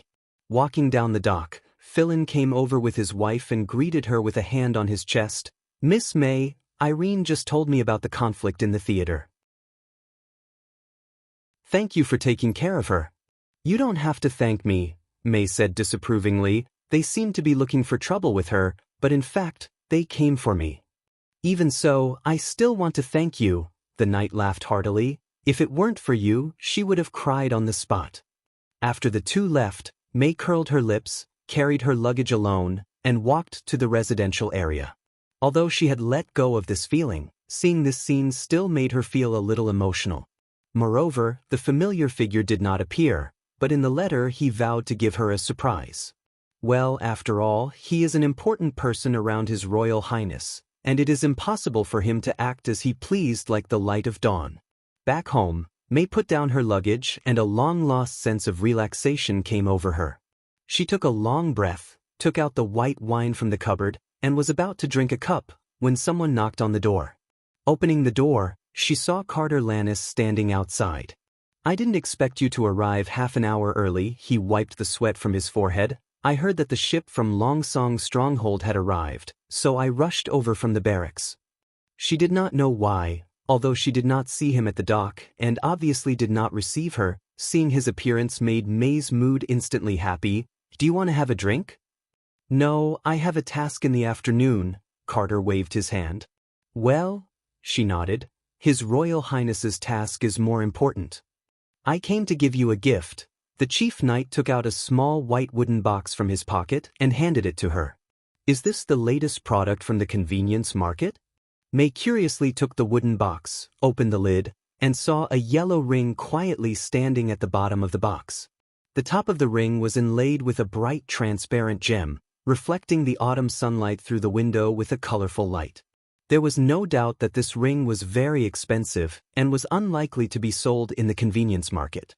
Moreover, a noble giving a ring meant that she could not help but cover her mouth.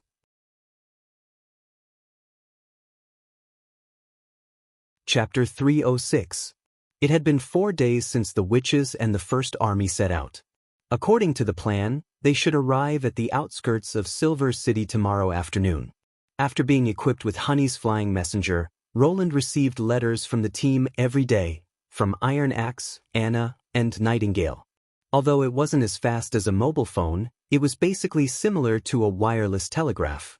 If there were several times more flying messengers on this route, and there were birds flying back and forth between the two places at all times, they might be able to simulate the effect of a text message chat.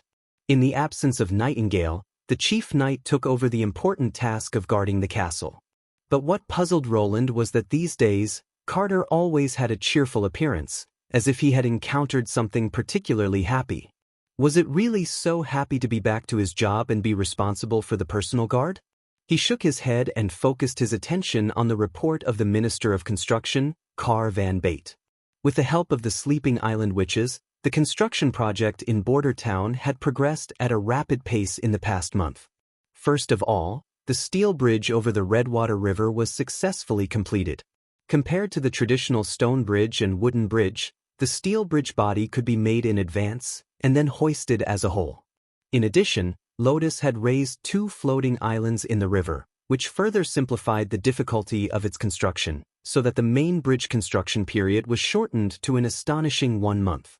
Although in the eyes of future generations, it was short and narrow, the structure was too simple, the load was extremely low, and it was a pure waste of materials, but in this era, it could already be regarded as a magnificent super bridge, with a total length of more than 100 meters, and the bridge deck was flat enough for 2 carriages to pass side by side, and the lower part could also accommodate the passage of inland river sailboats, no matter which point it was not possible for the heavy stone bridge to achieve. Secondly, Lotus's new city wall had also been completed. This wall made of pure mud had increased the area of the town by more than 2 times. If the city was to be built in the future, the original town would become a veritable inner city. However, Roland was more inclined to the idea of 1 or 2 rings. Perhaps one day in the future, this place could also be expanded into a giant city with 7 rings, officially crowned as the imperial capital. Finally, there was the construction of the Kingdom Main Road. Some of the mountain feet that extended down the impassable mountain range were leveled by the Lotus, allowing the road to go straight through, greatly reducing the total construction period. Your Highness, what's the next step of the construction plan that you've arranged for Lotus? Carr asked after reporting the progress of the various projects. It could be seen that he was full of envy for her ability to transform the terrain. He almost asked her to be included in the Ministry of Construction and appointed as the deputy minister. Roland was also thinking about this problem. He still had 3 major renovation projects waiting to be implemented. The first was the estuary project, to find a low gap in the mountain area at the southern end, and then settle it into a road that could go in and out of the shoal. This could only be achieved by relying on Lotus's ability. Once the transformation was completed, the western region would have a harbor facing the sea. The second was residential expansion. Although the City Hall had invested a lot of manpower and financial resources to speed up the construction of residential areas, there might still be nearly 3,000 people who would not be able to live in warm brick houses during winter. The current wooden sheds and simple dwellings were simply unable to meet the needs of keeping out the cold. Therefore, he needed a batch of cave houses with thick walls and fireplaces to solve this problem. The last point was the construction of a dock. If he wanted to produce shallow water-heavy gunboats, he must first lay out a spacious dock, and at the same time, It must not affect the passage of the Redwater River. Roland intended to lower the height of the river embankment on the west side of the town, forming a dry dock, and then install a lift gate on the side near the Redwater River to control the water retention and discharge. The scale of the project was huge, and he also had to rely on Lotus's ability to complete it. After considering for a moment, he finally decided to put the residential expansion as the first priority. Since he had brought the refugees from the eastern region to Border Town, he had to be responsible for their food, clothing, housing, and transportation. If they froze or starved to death, not only would it be a loss for the western region, but it would also reduce their sense of belonging. So where should this temporary residence be built? Carr then asked. It will be built in the current slum area. Roland glanced at the map and said, it will be far from the city wall's defensive line, and it will be sheltered from the wind by the impassable mountain range. After the Minister of Construction left, he was just about to lean back in his chair and take a nap, when Kyle Sichi came to find him. Your Royal Highness, I have successfully developed the large-scale acid production method you requested. This sentence immediately dispelled Roland's tiredness. He was pleasantly surprised and stood up from the table. Really? Quickly take me to see it. The group arrived at the laboratory on the bank of the Redwater River, and saw that next to the fifth laboratory there were several grayish-white jars and a furnace. Each jar was about the height of 2 people, and the top was connected to a pipe. The neat and smooth shape was obviously cut by Anna. Salute to you, Your Royal Highness. A seemingly very young man bowed to Roland. You are Chavez, right? Although he had already known that Kyle had dug out a group of alchemy apprentices from Redwater City, and had even roped in an outstanding alchemist, today was the first time he had seen his appearance. You unexpectedly remember my name, Chavez said in surprise. Mr. Kyle has mentioned you many times. Roland patted his shoulder to show encouragement. Do a good job. Then he looked at the chief alchemist. How does this thing produce acid? Kyle stroked his beard and laughed. It can be successfully developed, completely according to the derivation of the reaction formula of elementary chemistry. You see that furnace. The purified sulfur will be burned in the furnace, the resulting gas will be further heated, and then sent into the lead jar. These devices are all made of lead. Yes, only lead can resist the corrosion of acid. Kyle nodded. The lead pipe at the top of the jar is constantly sprinkled with nitric acid. Under the hot sulfur dioxide gas, the nitric acid is heated and decomposed into nitrogen oxide, and finally mixed with water and sulfur dioxide to form a sulfuric acid solution, which flows out of the hole at the bottom. The ingenuity of this reaction lies in the fact that the nitrogen oxide only plays the role of transferring oxygen, and does not consume itself, so the amount of nitric acid used is not large. Once the reaction starts, it can be continuously carried out. What is its output? Roland excitedly asked while patting the lead jar. Large-scale production of acid was the prerequisite for the mass production of smokeless gunpowder. If this problem could be solved, there would be hope for a new generation of ammunition for flintlocks and cannons. This is the 4th device I have tried to make, and its output in 1 day is probably equal to that of the laboratory's dry distillation method in a week. The chief alchemist proudly said, because of the experimental factors, its volume is not large. If we can build a larger capacity of lead jar, the output can be further increased.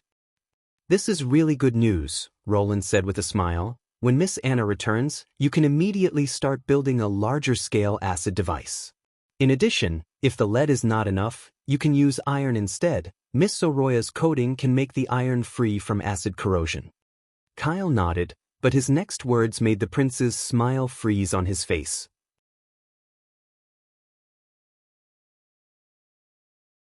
Chapter 307. Scroll stood behind His Highness Roland, quietly watching him write the manuscript. The autumn sun shone through the window behind her, making her feel as if her whole body was bathed in warmth. In addition to electronic gains and losses, what else is there? I'm waiting online, it's urgent. From time to time, the prince would write on the paper, and then he would hold his forehead in contemplation, and would also say some incomprehensible nonsense. At first, Scroll was still somewhat worried about his physical condition, But later she found out that this was just His Highness's normal state when he was recalling knowledge. But today's symptoms were more serious than ever. Unfortunately, she couldn't help him. Scroll sighed. Among the witches, perhaps only Anna could help him in this aspect. She had already memorized the contents of the previous few pages written by His Highness, but it was just memorization, nothing more. This knowledge was much more profound than the mathematics and natural principles of the past.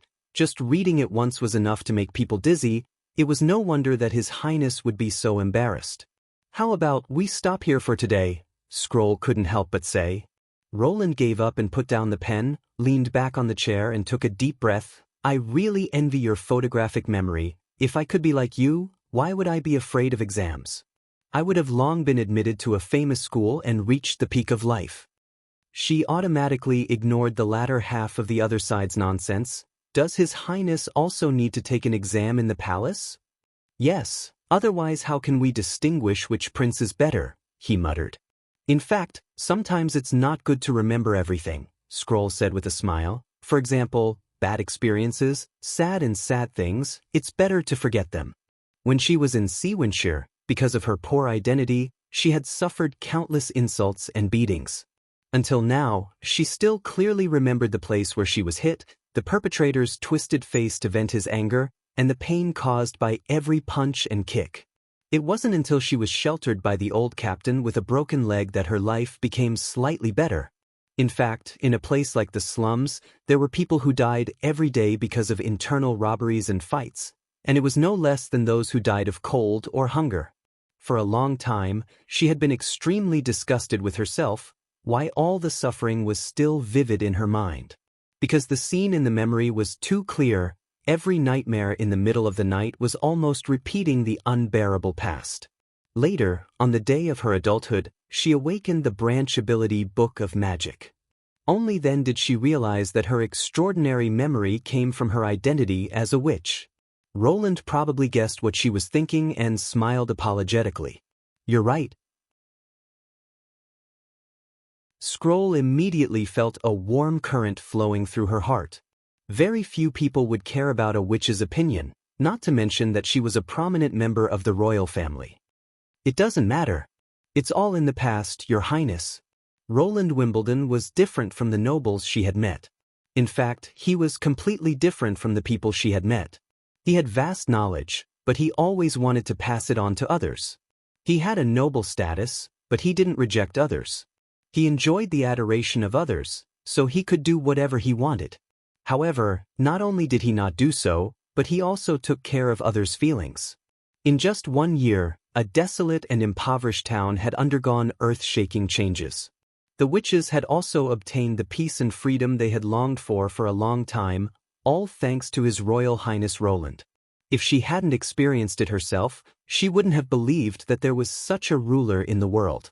Now, Scroll found that her own thoughts were changing little by little. Before, she didn't agree with His Royal Highness marrying a witch, but now she felt that no matter who His Royal Highness married, he would ascend to the throne of Grey Castle. He didn't rely on those conventional and greedy nobles, but on the people who supported him to bring a better life. She vaguely felt that this force would be stronger than any previous force. "Ah, forget it," Roland suddenly rubbed his head. "This is the last page of content. Should I record it tomorrow?" "No, just give it to him like this. Also, include a physics textbook. It should be enough for him to study for a while." His Royal Highness took out a new piece of paper and quickly wrote a few big words. "After all, it's a book from the ancient times. It's normal to be missing more than half of it, right?" Scroll took the paper and saw the name of the book written on it, Intermediate Chemistry.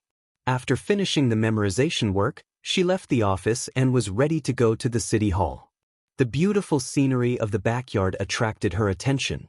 With the completion of the castle wall expansion, the backyard was now almost the size of a small town square. In less than a week, it was full of all kinds of plants.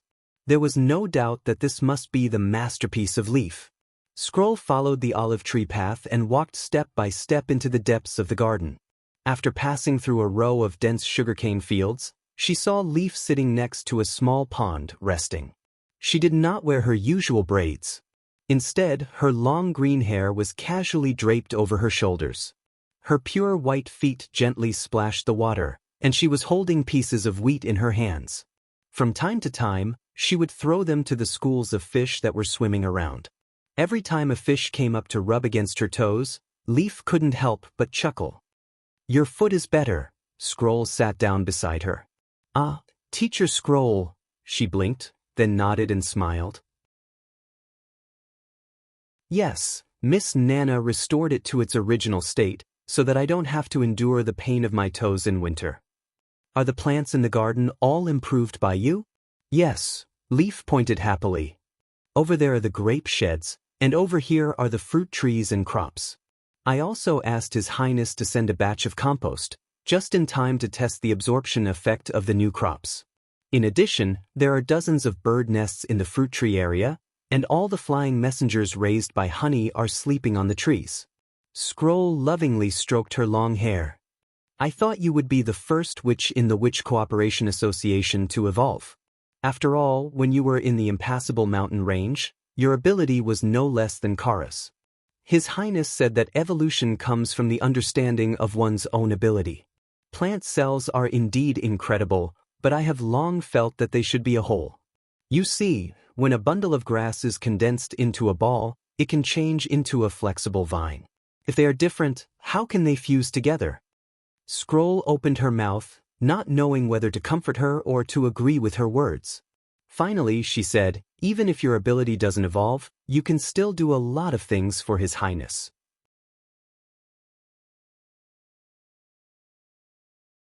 Chapter 308. Reeks. The hot air balloon was flying at an altitude of more than 2,000 meters. This was the distance lightning measured by flying vertically. As long as she raised her head, she could see the clouds close at hand, like a ball of loose cotton. However, if she wanted to really touch it, she would have to fly several hundred meters higher. The whole hot air balloon was painted with alternating blue and white patches, and from a distance, it looked exactly the same as the sky. She had also put on camouflage clothes, and even the east wind number 1 was the same. According to His Highness's request, this surprise attack must be sudden and covert, so the First Army had not yet arrived at Silver City's pier when they disembarked and walked to the back of the nearby mountain. Under the supervision of Sylvie, the team's route avoided all eyes, and from beginning to end did not attract anyone's attention. After the camp was set up, the Cloud Gazer slowly lifted off the next day and began to carry out the dropping mission. Counting the time spent on the road for a week, today was the beginning of the autumn. The white shadow flying in front of the hot air balloon was Maggie. Because it was inconvenient to observe from the basket, she took on the task of guiding and scouting. After transforming into a white-tailed goshawk, even if she was high up in the sky, she could still quickly distinguish the road connecting the town and the carriages running on the road. In this regard, the eagle's eye was much more useful than the telescope. Fortunately, the other side can't correct the landing point of the bomb, Lightning thought, otherwise I really would have nothing to do. "Are you tired?" Anna asked while lying on the side of the basket. "Come in and rest, there won't be any demons here anyway." The little girl shook her head. "At this speed I can fly for a whole day." "Are you a little nervous?" Vendi also came over. "Not at all." She curled her lips. "I have practiced many times, and besides, the palace is so big, it's impossible to miss." "Is that so?" Vendi smiled. "In any case, don't try to be brave. His Highness said that safety is the first priority. Moreover, what happened when we went to investigate the Devil's Town was not your fault." "What? The other party said in a gentle tone. "Anyone can see that you've been depressed these days. However, it's not that you're afraid of fighting, it's just that you're not good at it. If it were me, I might not be able to do better than you." "Indeed, Nightingale has the reflexes and skills that most witches don't have," Anna also comforted him. "You should come in and rest for a while. It will take a lot of magic power to adjust the falling point of the bomb." Seeing that both of them said so, Lightning answered softly through her nose and flew into the basket with her head down. Before he landed, he was pulled into Vendi's arms. "No one will blame you, so you don't have to blame yourself, understand?" After a morning's flight, Maggie flapped her wings and returned to Cloud Gazer, reporting to the three witches, "Grey Castle King's city is just ahead, we're almost there." Lightning flew out of the basket and raised the telescope. Just as His Highness Roland had said, King's City's magnificent walls could be clearly seen even in the sky. It was like a thin cyan line, crookedly outlining the scope of the city. In the center of the gray color, the fingernail-sized white spots were particularly eye-catching. According to the plan, they should first drop leaflets, and then drop Easterly No. 1. However, after several tests, they discovered that it was impossible to control the direction of the falling paper at an altitude of 2 kilometers, even if a heavy object was added. If they dropped it at a lower altitude, it would be easy for them to find the target. After all, Cloud Gazer was huge, plus there were constantly papers falling from the sky. Under the watchful eyes of the crowd, it would be very difficult to hide. You too, therefore, His Royal Highness finally cancelled the leaflet part, and instead handed it over to Theo to spread the news. They only needed to drop the bomb above the palace. Vendy manipulated the airflow, so that the basket was firmly suspended above King's City. "Are you ready? Pull up the valve," Lightning nodded. Then she only heard a buzzing sound, and the heavy bomb had already left the basket, falling straight down. Due to the sudden decrease in weight, the hot air balloon suddenly rose up a bit. Regarding the next steps, she was already familiar with them. Under the effect of the airflow, the parachute at the end of Easterly No. 1's tail was opened, and Lightning quickly caught up with the bomb, starting to correct its trajectory little by little. King's City was no stranger to the witches of the Witch Cooperation Association. During their journey to the barbarian land in search of the Holy Mountain, they had hidden in the city's slums for several months. First, it was to collect food, and second, it was to attract new blood. During this period, Soroya and Echo had joined the Witch Cooperation Association. Although Lightning had never personally experienced this, she had often heard them mention it. Compared to other cities, King's City was very strict with the arrest of witches. In the outer city square, witches were executed almost every month. Therefore, the time they stayed here was the shortest because for every day they stayed, they had to bear the pain of their sister's death. Lightning didn't have any good impression of this bustling capital. If she could throw the bomb at Timothy's head and completely end his rule, she would be very happy to do so. If Roland had been the one to govern the Grey Castle Kingdom, these tragedies wouldn't have happened. She now had a chance to correct her mistakes. U3, the wind whistled in her ears, and the scene on the ground continued to expand. Little by little, the details of the inner city palace appeared in front of Lightning's eyes. Compared to the low houses that the civilians lived in, the scale of the palace building was much larger. Its main body was composed of a dome, a banquet hall, and a high tower castle. The rest of the auxiliary buildings such as stables, barracks, warehouses, and so on were all available. Taking into account the castle's steep walls and complex roof structure, it wasn't easy to trigger the fuse, so His Royal Highness finally chose the palace hall as the target. With a sharp decline in altitude, the parachute quickly reached the point of release. Lightning pulled the mechanism, allowing the parachute to detach from the body of the bomb, and at the same time, quickly climbed up with it in her arms. Before leaving, His Royal Highness had repeatedly told her that she must rise to a high enough safe position before the bomb hit the ground, and that she must not look back at the explosion. But the little girl still couldn't restrain her curiosity, and couldn't help but lower her head. She saw a dazzling flash of light at the top of the palace hall, and then it rapidly expanded. The incandescent light quickly turned into a bright orange-red, and then disappeared into the rolling smoke. This process lasted less than a breath, and then a deafening explosion suddenly exploded in her ears, almost making her lose her balance. It wasn't that Lightning hadn't seen the roar of gunfire on the battlefield, but compared to those terrible weapons that shot iron balls, the sound of Dongfeng No. 1 was 10 times louder than all of them combined. Smoke violently spewed out from the pillars and windows of the palace hall, engulfing the outer courtyard and corridors. Soon, the dome with the bomb as the center showed several cracks. Lightning couldn't help but stop, holding her breath as she stared at the last moment of the palace hall. These black lines were like wanton flowing ink, and in an instant, They covered the entire roof, and then the roof was no longer able to support itself, and collapsed with a loud bang, raising an even stronger smoke. Under the amazing power of Dongfeng No. 1, the palace hall collapsed. To be continued. Your support is my greatest motivation.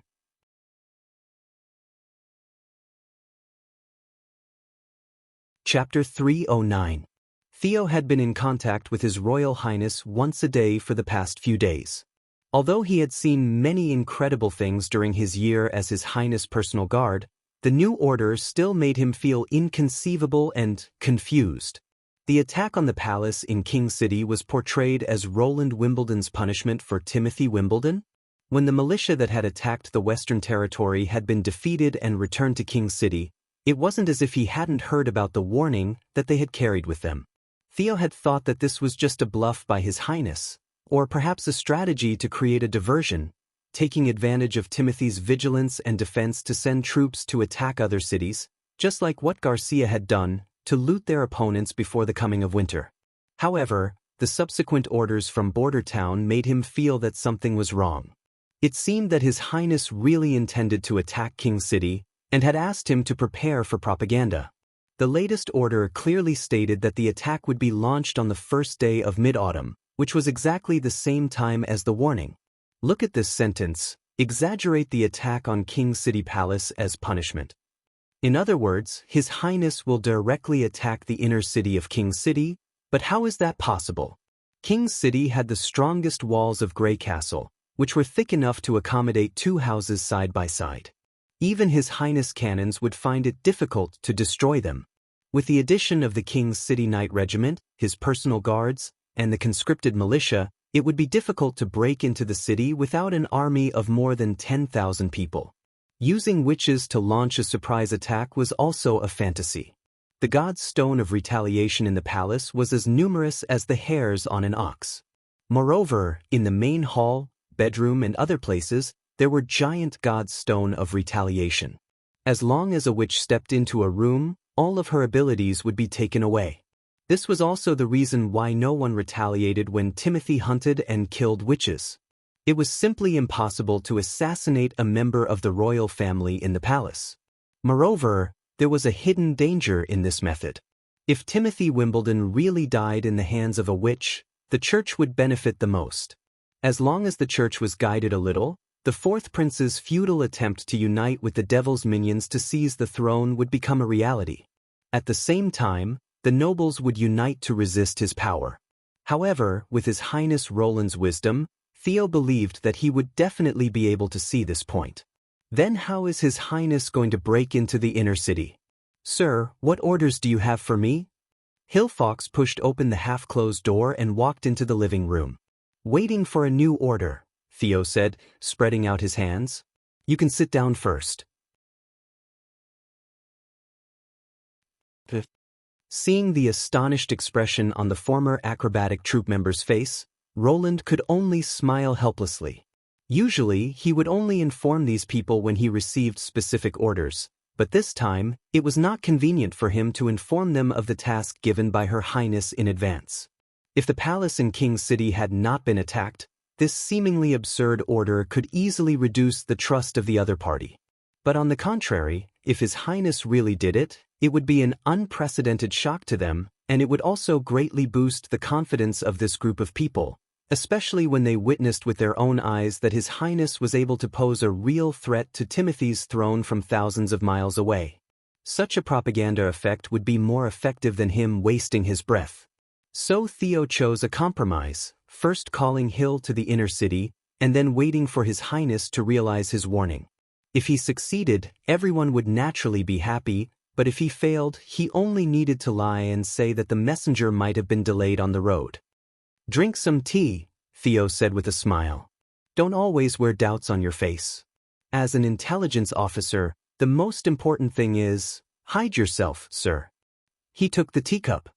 That's right, recently there have been a lot of patrols on the streets, and even the number of guards on the city wall has doubled. Could it be that these transfers are related to His Highness's orders? That's right, Timothy. Theo had just finished speaking when a sudden clap of thunder suddenly rolled over the top of the mansion. The sound was so loud that even the window glass trembled. At the same time, the ground slightly shook, and the tremor was brief but clear. Hill was caught off guard, and the teacup in his hand fell straight to the ground, breaking into several pieces. "I'm sorry, sir, but..." Hill was dumbfounded. What's going on?" "Come with me," Theo said with a serious look. The two of them rushed out of the garden residence, and were immediately attracted by a column of black smoke in the direction of the palace.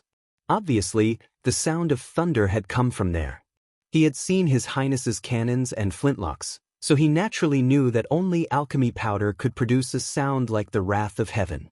Moreover, such a violent tremor didn't seem to be caused by the bombardment, but more like the bag used to deal with the thick armor demonic beasts. Hill's mouth opened wide, and he could hardly believe his eyes. Could it be that His Highness's declaration in the warning was true? Yes, Theo finally felt relieved. He turned around and pretended to be profound. "This is also the new order that His Highness wants to give you." Timothy's face was livid, and he looked at the falling chandelier in front of him, unable to speak for a long time. "Your Majesty," cough cough. "Your Majesty, are you all right?" The Prime Minister coughed amidst the flying dust. "Damn it, what the hell happened outside?" Timothy didn't answer, he only felt that his throat was very dry. Under the chandelier was a silver-armored knight, who had been reporting to him about the recruitment of refugees, but now his neck had been broken by the falling chandelier. If he had taken another step forward, I'm afraid he would also. At the thought of this, he felt his hair stand on end. Is this an earthquake? The Minister of Finance was still in shock. "We have to quickly leave the castle and go to an open place." "That's right, Your Majesty, it's not safe here." "All of you shut up," Timothy shouted. Only when he opened his mouth did he realize that his voice was very hoarse, as if someone had squeezed his throat to speak. "Sir Weimer, immediately take me to the basement." "Yes, Your Majesty." Although the Knight Steelheart also looked a little nervous, compared to the other ministers, he was very calm. He came over to help Timothy up and walked downstairs. Along the way, the new king saw that the corridor was full of broken glass, and through the broken window he saw that the Hall of Heaven on one side of the castle no longer existed. Amidst the rising smoke and dust, this magnificent building now only had a few lonely stone pillars left. This was not caused by an earthquake, but by a large amount of snow powder explosion. Leaving the castle now was undoubtedly suicide. Only God knew whether Roland Wimbledon had buried snow powder in other places. Only the basement with thick stone walls was safe enough. Damn it, Timothy thought bitterly, why does my fourth brother also have this kind of alchemy weapon? Could it be that when Garcia had left the port of Clearwater, she had also given him the recipe so that he could use the snow powder to fight with her? But even if that was the case, how did he bury the snow powder in the palace? Even a witch with extraordinary abilities would not be able to do this. Take the Knight Regiment and thoroughly search the entire palace area, especially the sewers, gardens and warehouses, where snow powder can easily be hidden. As soon as he stepped into the basement, Timothy immediately ordered the Knight Steelheart, "If you find any suspicious people, whether they are nobles or not, arrest them first. All attendants and servants entering and leaving the palace must be thoroughly searched. No one can escape." "Yes, Your Majesty." After Sir Weimer left, the new king found that his back was wet with cold sweat. Roland actually did this. Regardless of how he did it, this time he was able to hide snow powder in the palace. Next time, wouldn't it be as easy as turning over his hand to hide it in the castle? Your position is far from as safe as you think. When the time comes, everyone will see that your throne is already on the verge of collapse. Thinking of this warning, Timothy could not help but shiver. When his anger gradually subsided, he felt fear rising from the soles of his feet, bit by bit gripping his heart. You're tuning in to the Passion Pages YouTube channel. We're so grateful for your support, and don't forget to subscribe to join us on this incredible journey through captivating stories. Your generosity through donations truly makes a world of difference, as it's the primary source of revenue that allows me to expand and enhance this channel for you. Thank you from the bottom of my heart for being a part of this adventure.